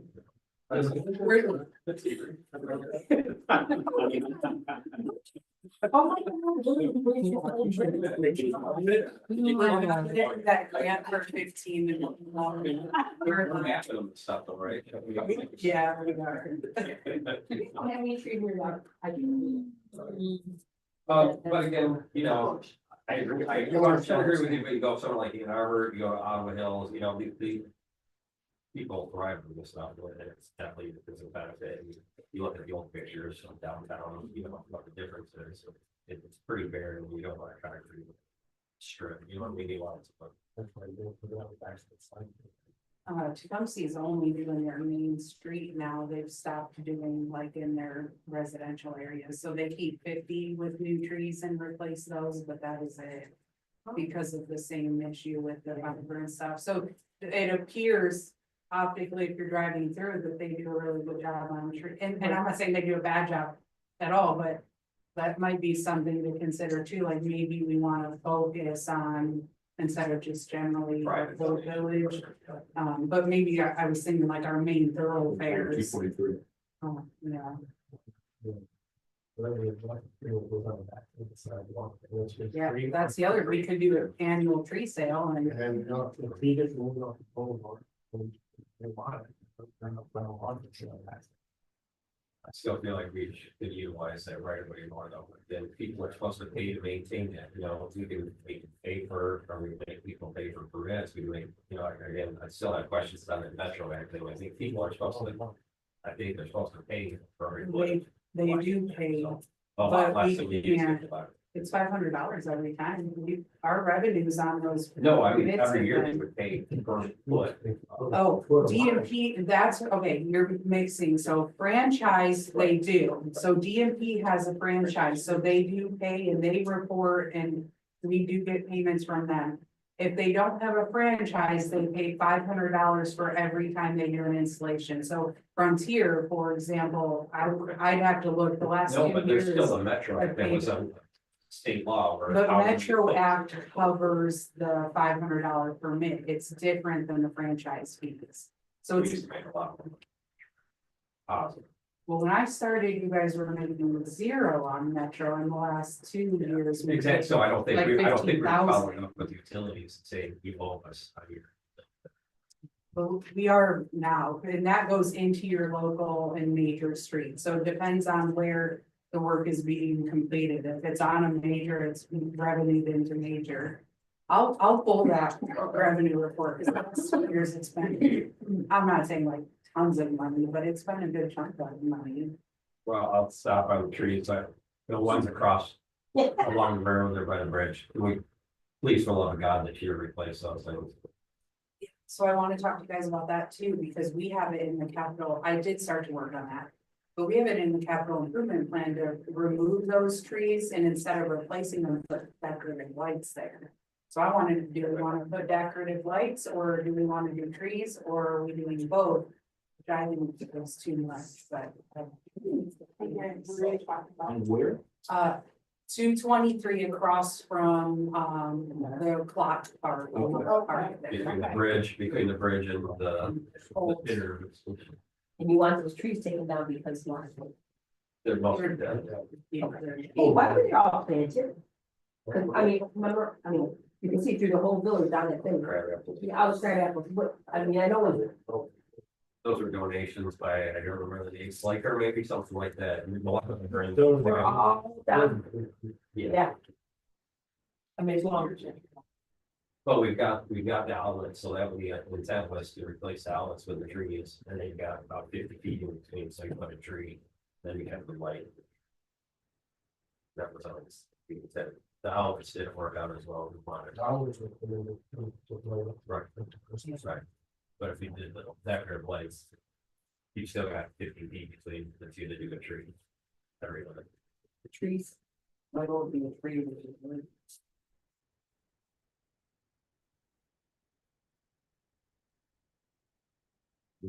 is good. There root problems, we put trees in there, will the roots cause problems on anything? It's the salt. Those trees, well, those trees. tend to get cleaner. Is that That's more salt, salt like reaches the the salt. from the, They're trying to think of Christmas lights, like. The last thing is salt. and that's what's. I mean, but that's something we've impacted with those step planters across the street that go kind of down this like back side of the park, and we had to factor in at the top, the salt spray and what was going to be able to survive that, because when they're falling butt through there, it's pretty good distance. Then later on. Yeah, like that road. It's the old pine trees and the woods here.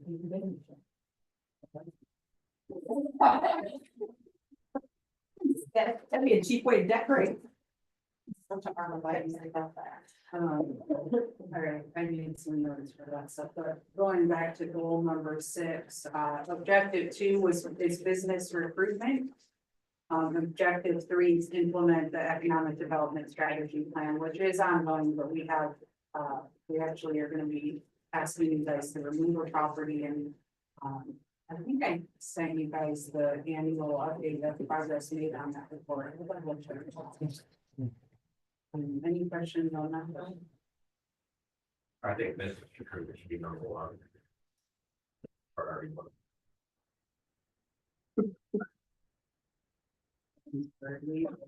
Talking time people.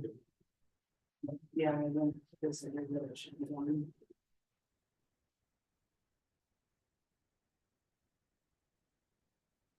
But one of the sides is that storage. No, Right. The paper, It's going to be the advance. for this. They are relocating to expand the printing operations. Let's first about that. They've got, they're doing a ton of work inside and outside and getting it cleaned up.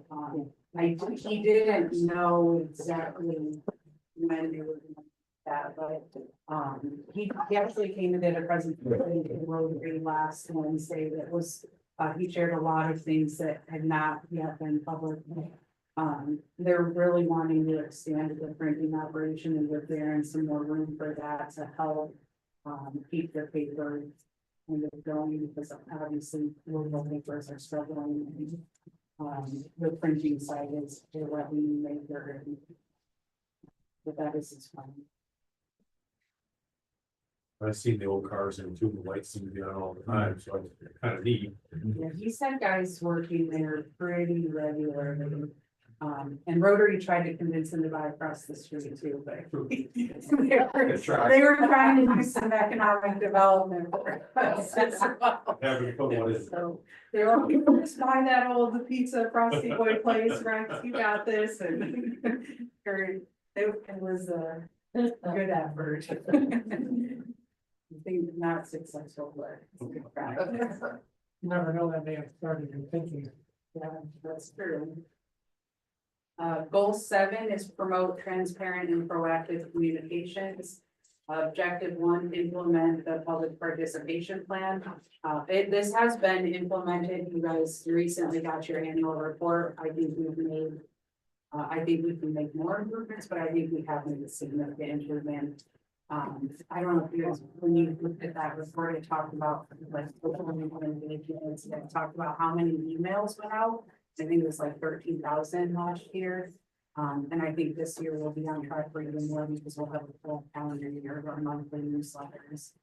And we're at, I think, like 1,001 people signed up for that now, so we are fixing that.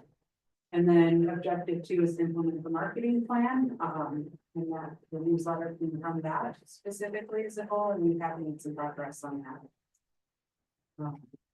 And I can share these plans, I get to just to keep that fresh in mind. That is our current goals. I have tons of notes for new goals too, but what's not included? I did make some notes on the new, I think it's page 12 of your packet, notes throughout the year for consideration. Every once in a while, council members will say, we should make this a goal. So I try to come in here and notate it, so I don't forget when we do this the next year. So one, and I don't remember who said these, by the way, but one of them was, add cleaning up motor vehicle fund as a goal and pulling out expenses. We've been working on this, but I think they were just trying to make that. Page 12. So I don't know if you want to add that as a goal, something like under financial management at all. We talked about this briefly earlier, separating the library completely with the building, and I did make a note to add that. And then we talked about the trash services already as well. So I think the only one we did on this one. For the library, yeah, I think it's important that needs to be completed in this year of 2025. Wouldn't your idea to sell it to them for $1? Nope, that's mine. I don't think so. Well, I think we'll do a fair market analysis of it and then decide what we're gonna do. They're gonna want a new parking lot coming up, so remember that, that's in our hands, that's probably what. They 50,000. requested it last year. Going- Yeah, they requested, I want to say like. I'm not saying we shouldn't, I'm just saying I think we need to know exactly what we're doing. Right. And not just simply give it to them or set them up. If we do end up deciding it as a part of our decision, then they need to be made aware of exactly what they're getting for that dollar. $2 or $10 or 10 grand. Have to sell a parking lot here. No, because they're a public entity. So if we were selling to, like, if the village is selling to Mike Gunter, yes. We would need to do a fair market, but because they are considered a. and you'll just behoove us to go ahead and get that number, because,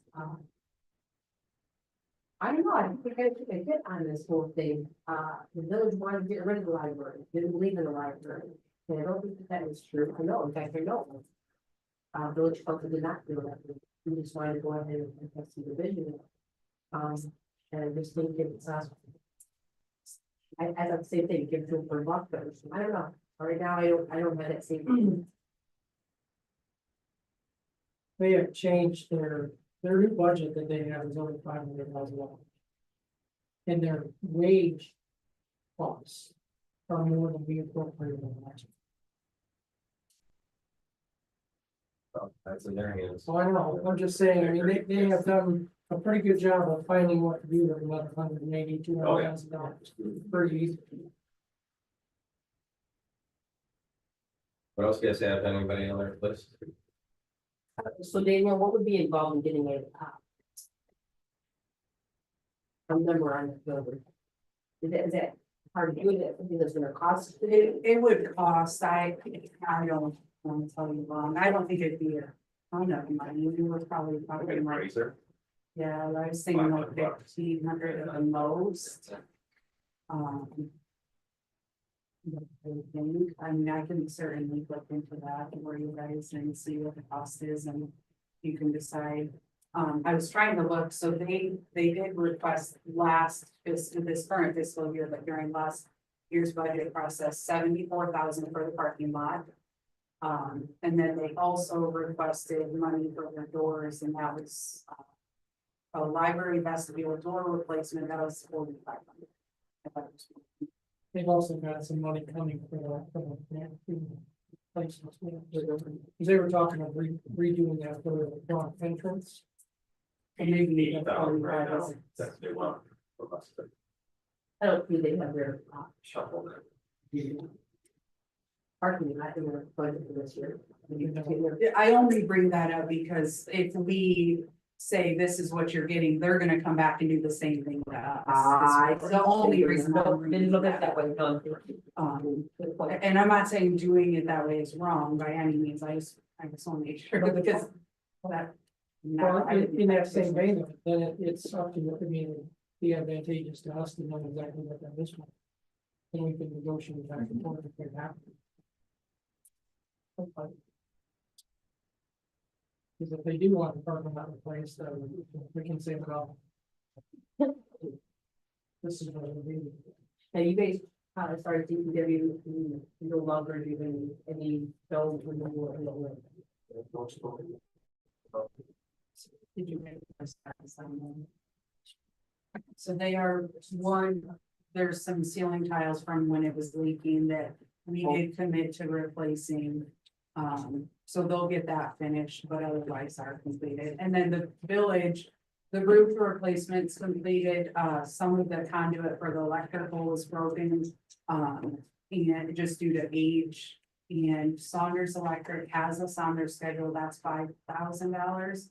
And they're replacing all of it because of the age, and that's coming out of that roof portion of our budget. So he's just waiting for warmer weather, and that will be completed, and then those are the two last pending things that we've committed to.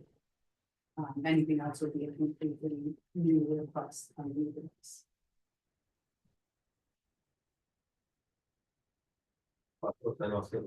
I had some, yes, high property at the park. We don't own that, we're looking at doing the pipe, the new water line underneath. Do we just try to collect that or purchase that off the new owners, whoever that is? They have probably no use for it, so we buy that little triangle and we'll the entire south side of the drive, the street. Secondly, we don't have that portion of the park part. By the pavilion, plus the others and stuff. So we want to be careful when we work through there.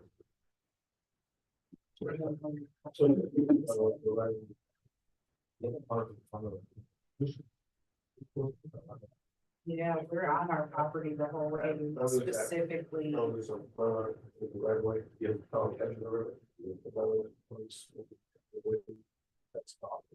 We had to move that down a little bit to keep it on our property. But we should, why wouldn't we just own that whole south side and then they don't have that?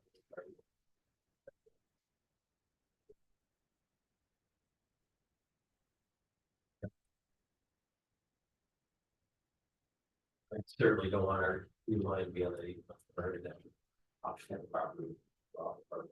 That's not verify that. Entrance signs, obviously, we talked about that, so we're not sure we're gonna talk about that. I want to see 24/7 police coverage, something, argue that. Farmer property, talked about the village, all fobs.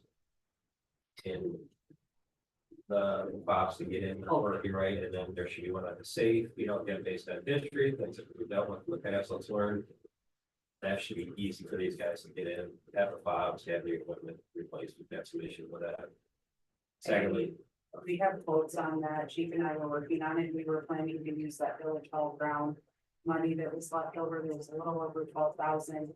We would use part of that for the rooftop units. And what I'd like to propose is we do the remaining, get rid of that fund, but use up the 12,000 because it can only be used here and then add additional funds next budget year. But that's not, we could put that under facilities. also a fire alarm, I've always wanted one here, again, I have to deal with a fire department issue, again, there's 3 cars out there with users laptops running. It's a matter of time until something happens, I think that's for safety. But at least in that garage would be nice. Well, okay, we stopped. Sorry. It's on the same page, so what now, on the fire alarm? The fire ambulance is what caught our station on the fire station, fire because of all the equipment, you've got computers in there, you've got chargers, you've got et cetera. It's just a matter of time for something potentially happens, I hate to lose this whole place because of the patrol cars having an issue, So but what do you do? fire alarm in the system. Something like that. Well, no, perfect. Gotcha. Again, I talked about the next infrastructure project, Franklin Street being paid off, what's the next? DPW, talked about that, the burn site, that, library, back, garbage. A new road bridge study, obviously. This has been in the comprehensive plan for a long time. I know against pipe dream money. Who knows when 223 is or when PennDOT's going to build that bridge. It's been in previous comprehensive plans that what they have done with the bridge crossing. Crossing for the bridge. If anything happens to that bridge, you're going to Crockett, you're going to your. Is there another solution? Like, you know, road bridge with the dam. So I know that's big money, but again.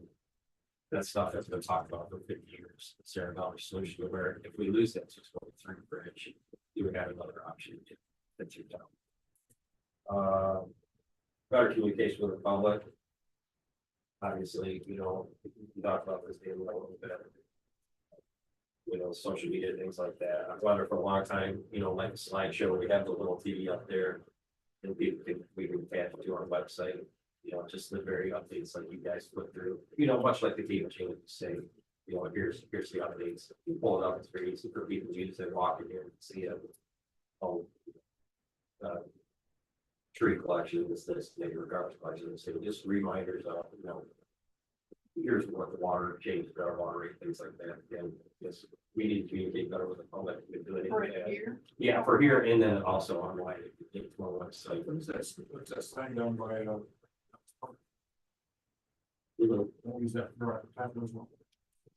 Yeah, but not only, it's not really private, well, I guess It's not private. really news, so you're passing by so quickly, but we do like events and throughout the city, and any people can pay. Like $10 to have something on the library post stuff. Like we put board vacancies, we'll put fuel types, so we do a lot of river racing festival items on there.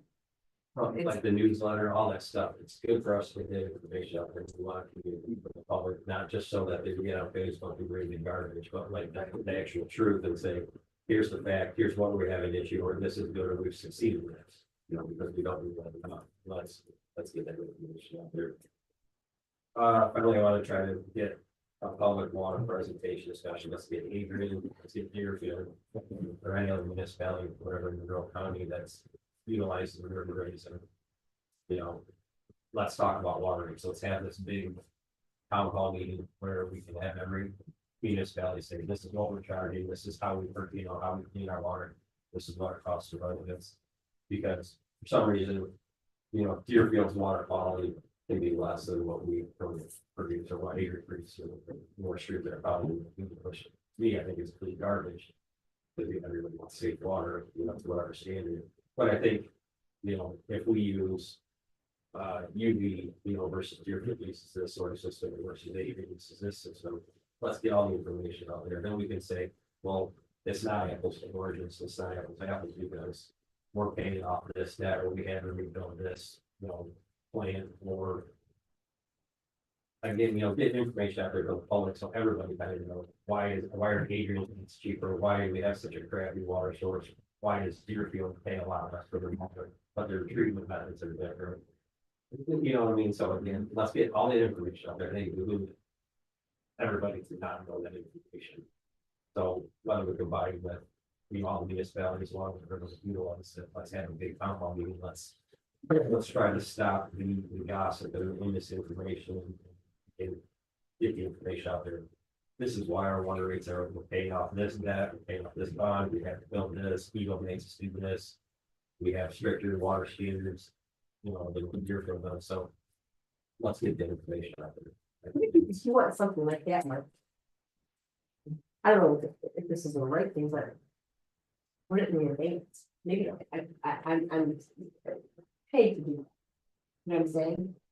I just wonder if it would be nice, you know, because then we're, you know, we want to monopolize on the river, that's our one entity that we can utilize, right? We don't have the lakes, we don't have, we don't have a lake machine, whatever. Again, let's try to kill a couple birds with one stone. If people say, well, why is Adrian, you know, pay $50 a month, you know, we're $130 a month, you know, maybe we can explain, everybody can explain, this is the process, this is what's required. I think it would be more beneficial, like working together with other municipalities and saying, here's the ins and outs and the whole information. I don't think people would. You don't think they would, I think it's gonna bitch about whatever we do, no matter what. but at least then the information's getting out there and we can say, well, we tried, here's the facts versus here's But I what think we have. the perception is. Yeah, but I think we can do better. Yeah, And I'm not trying to no, say, you know, anything that's. I think we can always improve, but this is, I will tell you a frustrating topic for me personally, because our staff works so hard to try to get information out there and good information. But it feels like the times we live in, people go to sources that are not reliable. Like it used to be that if you had a question, you would stop up your call. Now, if yes, and it's not that is not a village issue, it's a. Society. Yes. Yeah. Like people get on there, for example, and they will say, they'll go to Facebook and they'll take the time to post, what is the phone number for X business? It is just as fast for you to Google that phone number than it is for you to post on Facebook.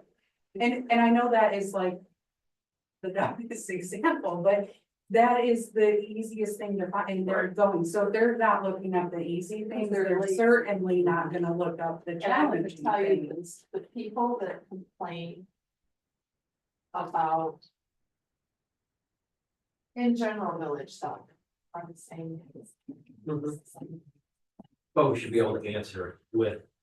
I good get that, data and good facts, and we could say. here's- I get here's our that. response to that, and but this you're is what- still gonna There's a complain. perfect example of what just happened. So we had a resident that I can say her name, and probably because of you probably know, because I copied you all on the email, who had an issue with their bill.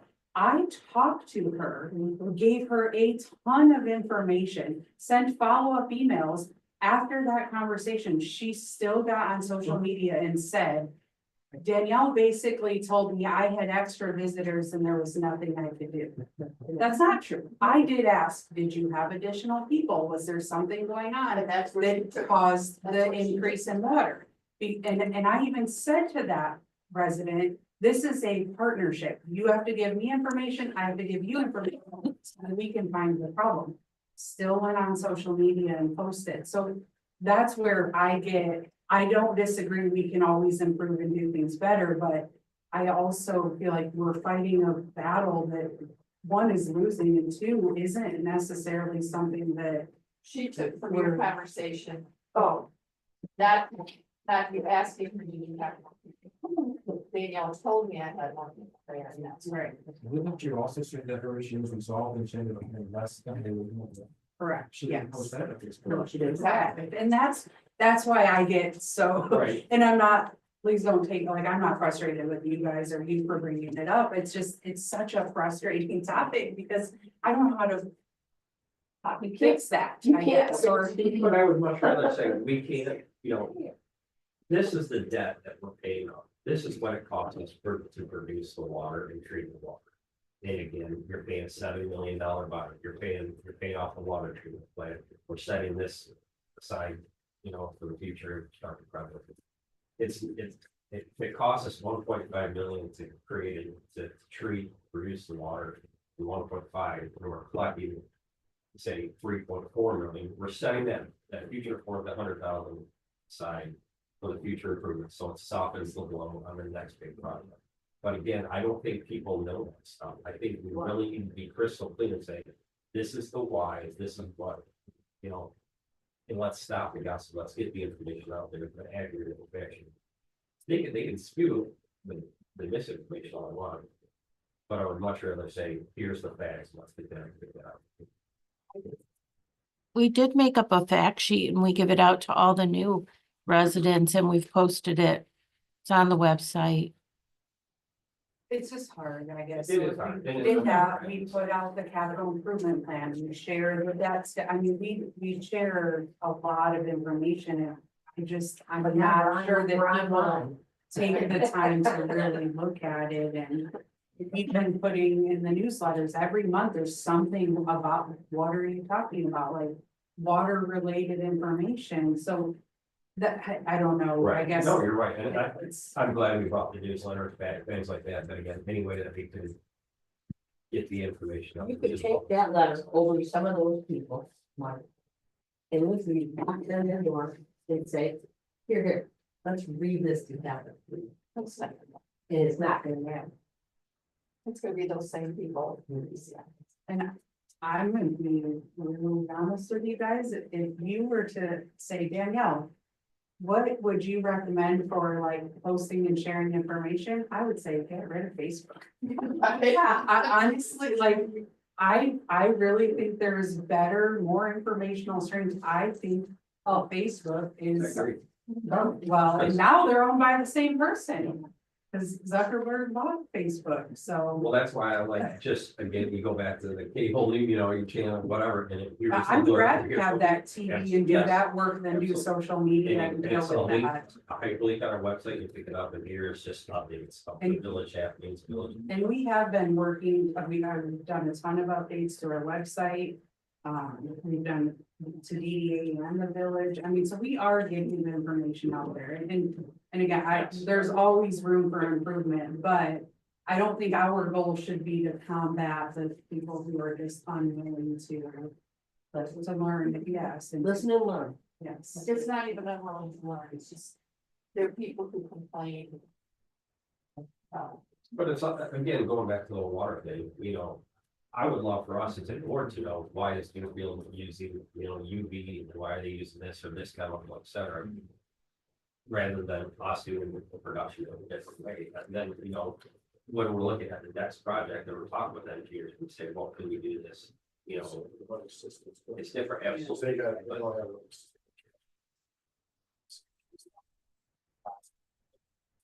right.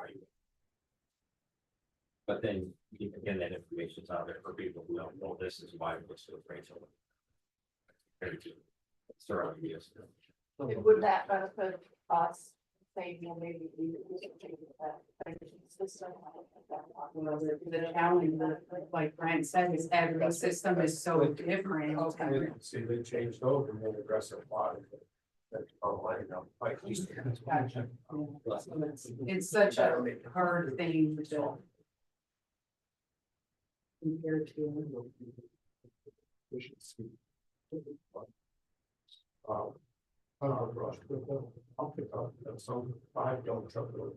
Sorry, brush, pick up orders. We used to be, we picked up a little, we got commercial guys covered in here. I got commercial guys covered, about $3,000. But they are, but it's in You our guys ordinance. changed the ordinance to allow. If you remember back, I don't know if you were on council when two of them, they all got, I already know who put one out, but they just said we pick it up. I'll pick up 5, them guys will pick up 5, 6 gallon truckloads, pack it back of the house. What they do is they have a guy cover that one, anything over 6 inches, they throw it all out to the curb. So it'll curve this, and then sometimes they'll don't want to get done picking up brush. And it's all right back out, and they just go back out, something. We got rid of that, and Yes, so if a private entity comes in. they try to take care They of don't it. take care If of it. it's on the residence, well, put about 5 to 7 dump truck. Don't know. I'm talking dump truck, back for that. That's a tough one. I got some Monitor pictures. too, though, you know what I mean? Well, I mean, it was designed, if you cut it down, then you cut something down, we drug up, if you're a resident, help. Commercial outfits, Passion X comes in, they don't have to take. Some of them don't, I know. Something. More efficiency, I mean, there's a lot. And he's cut it down, the guy that cut it down, wanted to do it, because not only do you get. But he splits it, sells it. So. They I were, think it all depends on who you get. see, they were bringing all the brush, they didn't want to chip it, so it was easier to run it through the chipper, they just run it up with that.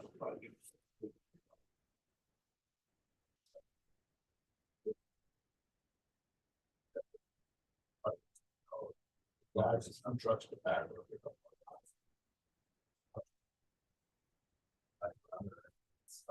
That's not brush, that's trees. Well, You but go we by- cannot pick it up and then, You go by and They see, gotta get it there's pretty figured much out. around, so I don't see. It's in the order. I know.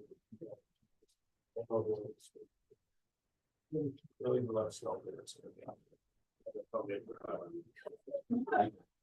Hey, Brett, I'll let you know. Yeah. That's kind of. There's some trees. That's a lot. that just got- Yeah, yeah. Trees out on North Lane Street, just got turned, and there's a bunch of brush land. You know, hasn't been going up to the road yet. So, used to be most people had no landscape. Even though we ate something. This looked like somebody coming in from a bunch of trees, and they just haven't broken up the road there.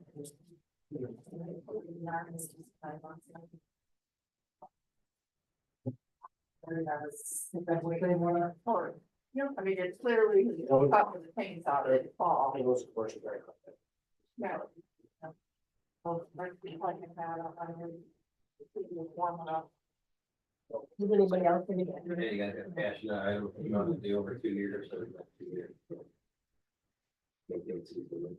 You had a couple things going on. I'm not sure where, how best to do this, so it's flow on here, but we do whatever, we move it to wherever. I attended Kevin's Martis's roundtable discussion. And he made a comment that the county commissioners do not have any zoning authority. So the comment or the issue came up about housing, affordable housing. And what he said was townships and villages establish the zoning for housing. And that there was a local community, I don't remember which one he said. But they are looking at changing some of their ordinances to accommodate like a mother-in-law or something within their, with however much property you own. If it's feasible to stick another second home on there or something in some way, and that's something to, you know, that's a future thing as well. Well, I know that there's been some talk about maybe setting up some sort of a tiny project. Ordinance for them, so something like that, I don't know how that gets flowing into what we're talking about. But that first planning commission. so they don't that's have- already included actually with the ordinance rewrite from the. When I first talked to them, they asked for some of the projects that we wanted to work on, and I told them other last week. Cool. And we have our kickoff meeting with them on Wednesday. Follow up on, because there's several other items as well. All right. You're on track for that one. Okay, something else that I had. Do we have a construction board of appeals for the village, or is it the council? Are we always the board of appeals? There isn't. There actual is a construction? construction Okay. board of appeals, so council is the board of appeals for zoning or staff decisions. And then the construction board would be the actual building code. Or the building inspector specifically interpretation of the code. It's a 3-member board and they meet as needed. Since I've been with the village, again, we do have an opening on that board. But since I've been with the village, they have never met. But I looked this up when Holly was with us, she looked for me and it was back in like. I want to say like 2017, they did it for Euclid or. I don't know why 17 is. Yeah, they it was got- water. Something with sprinklers, right? And that's, and when she had looked into that for me, she said she doesn't even know the time, last time we met before that. So it's very infrequent for us, but we do have. Okay, and that's good. And then the other thing was, when I was observing watching meetings, during Danielle's review, everybody came to her with a goal. And on other boards that I've participated on, there was some way that the goals were either consolidated or reviewed among the council, among the board people, so that whatever was given to the executive director was something that were things that were manageable, something that they really could accomplish within a year, and something that could be tracked. And I don't know how do we do that if everything is public?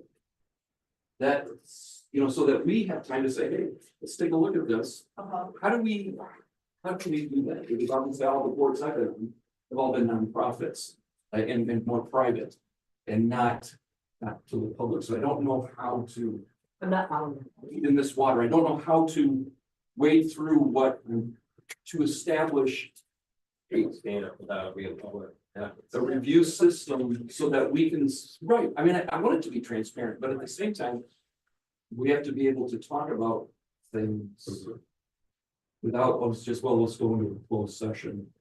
And I don't know if that's, I guess I don't know the rules of how we play this. So the only way you can talk about it privately is in closed session, and when it comes to the only person that can request it in closed session is that. Is that a person? So talking about my evaluation specifically, only I can request that you guys do that in closed session. I have not elected to, and my preference would be not to, because my philosophy and my belief is that while you are all my bosses, you all work for the residents. And I think in my position, it's important for the residents to know where my strengths are and where my weaknesses are and where I need to improve. And I think that's important to me, I guess, is that I think to be upfront with them. So I would not want to request a closed session. I like your track, But- your accountability, like how do we say, yes, you got this for, how do you not? I do Right, agree. but come up with a number that's Yes. reasonable, because, and something that I ran on was, or that I really accented or accentuated, is that I'm one of 7. I don't see you as having 7 individual bosses, you have one boss. We among the 7, we together are your boss. So Mike may have more of a liaison because he's president, or not that we can't come in and talk to you, because I know we all have. But as far as providing direction, how do we as a board work together so that we're not saying, okay, well, here it is on my review, here's what I want you to work on. And then we each give you, I want you to work on these 2 things, and now you've got 7 plus. And we're trying to do all of this stuff, which all takes time as well, so. I'm trying to figure out the rules of the game. Could those items be added as part of the evaluation? I don't Prior to the evaluation taking place, so that then she could be graded on all those items? Well, first we have to come up with those items. Right. I guess So I don't have. how you guys have done it, and I do think there needs to be some tweaking here. In fact, I was this year when we did my evaluation was gonna be like, okay, you guys, you have to go through these goals and say, are all 7 of you agreeing that they're all staying? Is there a priority? Are any of them being removed? Because what we've done so far, you each fill out your own individual evaluation. So you each individually score me, you provide comments, which everybody I think knows I love the comments, because you scoring me a 2 or a 4 means nothing to me unless I know why. And the comments are not, that's just feedback for me. And then the goals section, you guys have each listed your goals, and then somebody has compiled that, and it's changed. I think, did you? You did it last year, Mike did the year before. And then and then that document is presented to you guys at a meeting for approval of my evaluation, and no changes have been made. I think the process we're doing works really well, other than that final step before you approve it and reviewing and saying, because if 5 of you don't agree with the goal, it should not be in there. It should be removed from that evaluation. And that doesn't mean that the person that provided that goal doesn't get it to be considered. But I think that's where we need to work on it. So, and I don't know, maybe we don't want to do that in the council meeting. Maybe it needs to be a committee of the whole thing where we can talk about it. I don't know, but I definitely think it needs to be in the public. Again, unless I request it, but. And unless you all strongly feel I should, I would not be fine with that. But I don't know, that's my thoughts. I guess it's. Yeah. Ultimately, whatever you guys think too. I think what you just stated was a really good idea. I think that You're not a CEO, you're not, you're reporting to a private board, this ugliness behind your position. But also from our perspective, so that we can, I mean, obviously, if three of us have the same one written down, it's not gonna be 3 times that long. Right. But how do we discuss? I like to create a For whole. the goals, that's that kind of thing, because we want, I mean, multiple deficiency, that was a great idea. About the, example with the right of way in the trees and, we can't have everything in one space. So how do we do that with our personnel as well? I think, Daniel, we were just so glad that, there's some consistency, I think, with the, evaluation, there was nothing very good evaluation before, I reviewed. And I think the consistency now we do for the kind of what we've got now, so I think. Having this what we were doing, but moving on to something improving it, Yeah, I think it's a good. So you idea. almost want to like vote on goals or permission for the next Yes, year, I and think then it's a how we, great how we track it and we can say, yes, Yeah. you qualified this or you did better here. I agree, that's. We've. Yeah.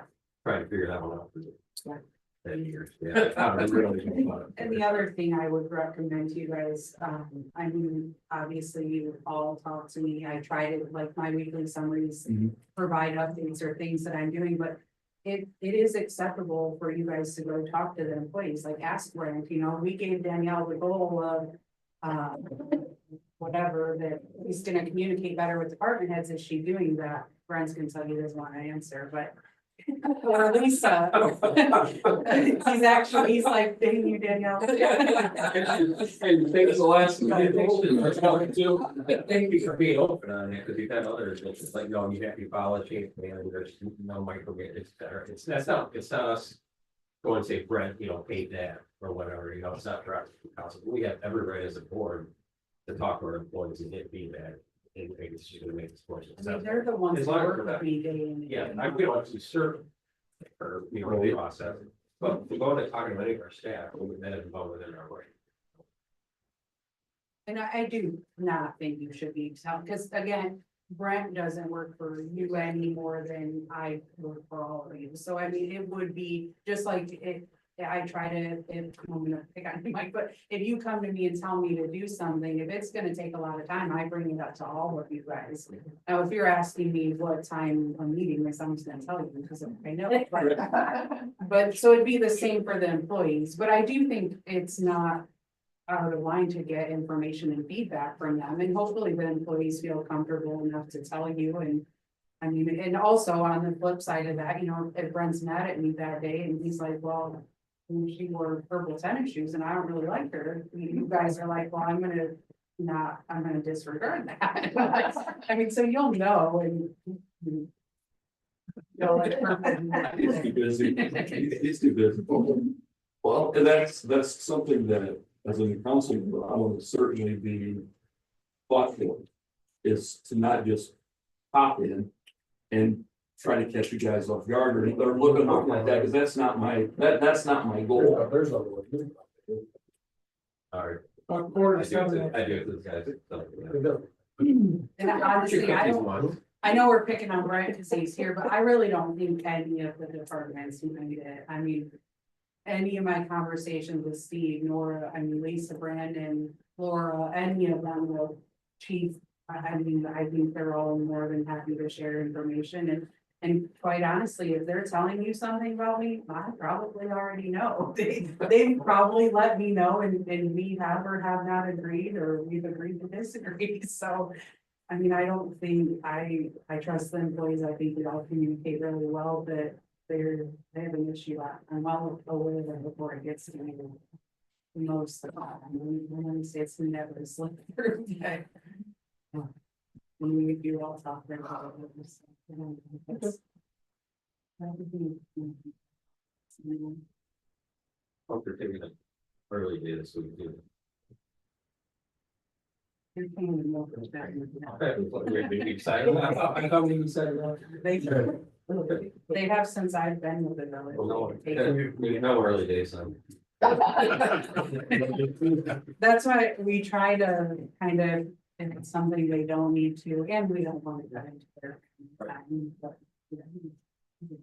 But it is appreciated you guys going to meetings Absolutely. and, Yep, definitely. answer the questions. It helps us make a better informed decision on many of those.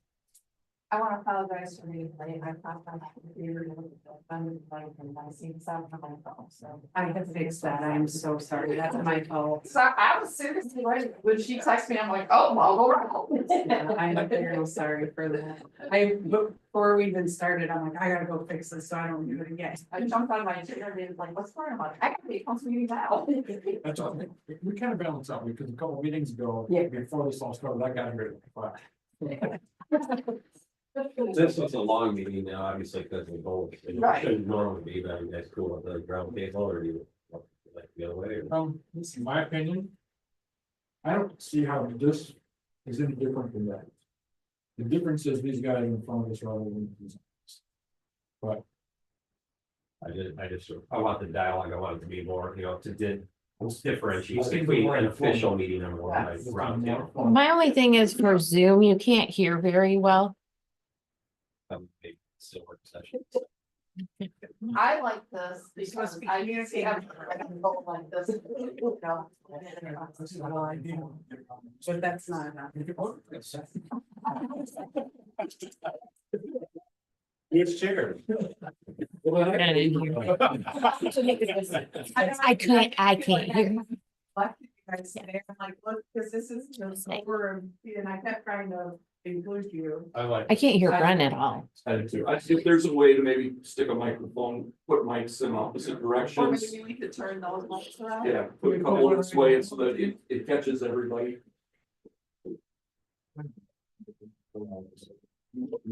One time in that. There's a phone, conference phone. Oh, maybe that's what it was. Yeah. I don't think we have a portable mic. Could we plug in? Well, we have the like speaker with the mic, but Are those mics on? that one, They just be turned. they are on, yes. We would definitely need something. But I like this. I like this idea. Can we just unplug one of those and run a cord to the middle of the table with a microphone? See at least if this makes a difference. What if you guys start talking? You have to talk really close to those. In the opposite direction. Mike. That's the thing. Good way to everybody. Like I could hardly hear Brent at all. He's mumbling too, he's mumbling stuff under his breath that doesn't want her. Well, I'm used to that. Laugh, I can hear him. I like it. I'm used to hearing mumbles. Well, we can see if we have feedback too from, I mean, the closed caption is on, it's picking up some. Most of everything, actually. Yeah, I've been reading. That's because you're talking louder. I can look to see if there's any portable connections as well. I do have a microphone, but I don't know how I would connect it is what I was trying to think about. Yeah, see if there's additional extension and I'll look at it. This is kind of fine. We've been for so long. I personally, I like this, I think that. First, again, I was planning for 2 hours, I never planned for anything less than that, I just, 2 hours, and that's what it is, if we get out any earlier, we have. That's kind of my one for the 6 o'clock, because now it's not crazy. Right. Appreciate your guys' time. Thank you. I like this as well. Welcome to everybody. Okay. I'm sorry. But next month, we probably really need to leave it, because how are we going to include the entire urban reason committee that, because They are they're, going to for the meeting. yes, and I believe it's their board, so there's. They have a lot of members, On their board, they do. yes. I seriously, But I don't know that all of, like, some people do like one task, so I don't know that they will come, but I would think there's probably gonna be 4 or 5. I don't know that will come to the meeting, so I don't. Committee of the whole. No, just people, games like this, make for you. Okay, I just want Yeah, to make just- sure. Like some 8-foot tables from someone. Because maybe these are 6 and 4. Mike, like 6 foot. The only other tables that I have are round tables. There are no paper. That's why. I know she was. Well, this is the village that she brought back. She had kept it for something, I believe. But these are the longest length that the village has, I believe. And what, because we keep them in that. While there, so I think. I really want to differentiate the council meeting versus the whole meeting. I think dialogue, let's get to the nuts and bolts and, you know, bring it to these meetings. And then maybe we can make the council meetings more efficient. So I'm just trying to change it up. I'm good with, I have the only next meeting, that's the only one. No, I have them, just sit right here with us. I think that way too, they can see that they're not, this. You know, they're getting that feeling that you're trying to make you feel bad. Yeah, but that's not, but I think we sit here as a group, but that would be. And we'll bring food, Valentine's Day, Sherry, what are you gonna make? Come on, and- Mom's cookies? yeah, Say, we'll have birdie. I just wanted the thing on the plugs, and we can just plug right into that. Does that move? Is that travel? It does not, there's connections coming up through the floor, cause I looked at that when we were setting up. So we'll get a solution. That's easy. We can get a mic up there. Thanks. I was just- Everybody happy? Everybody good? But I must still. You got a consolidated.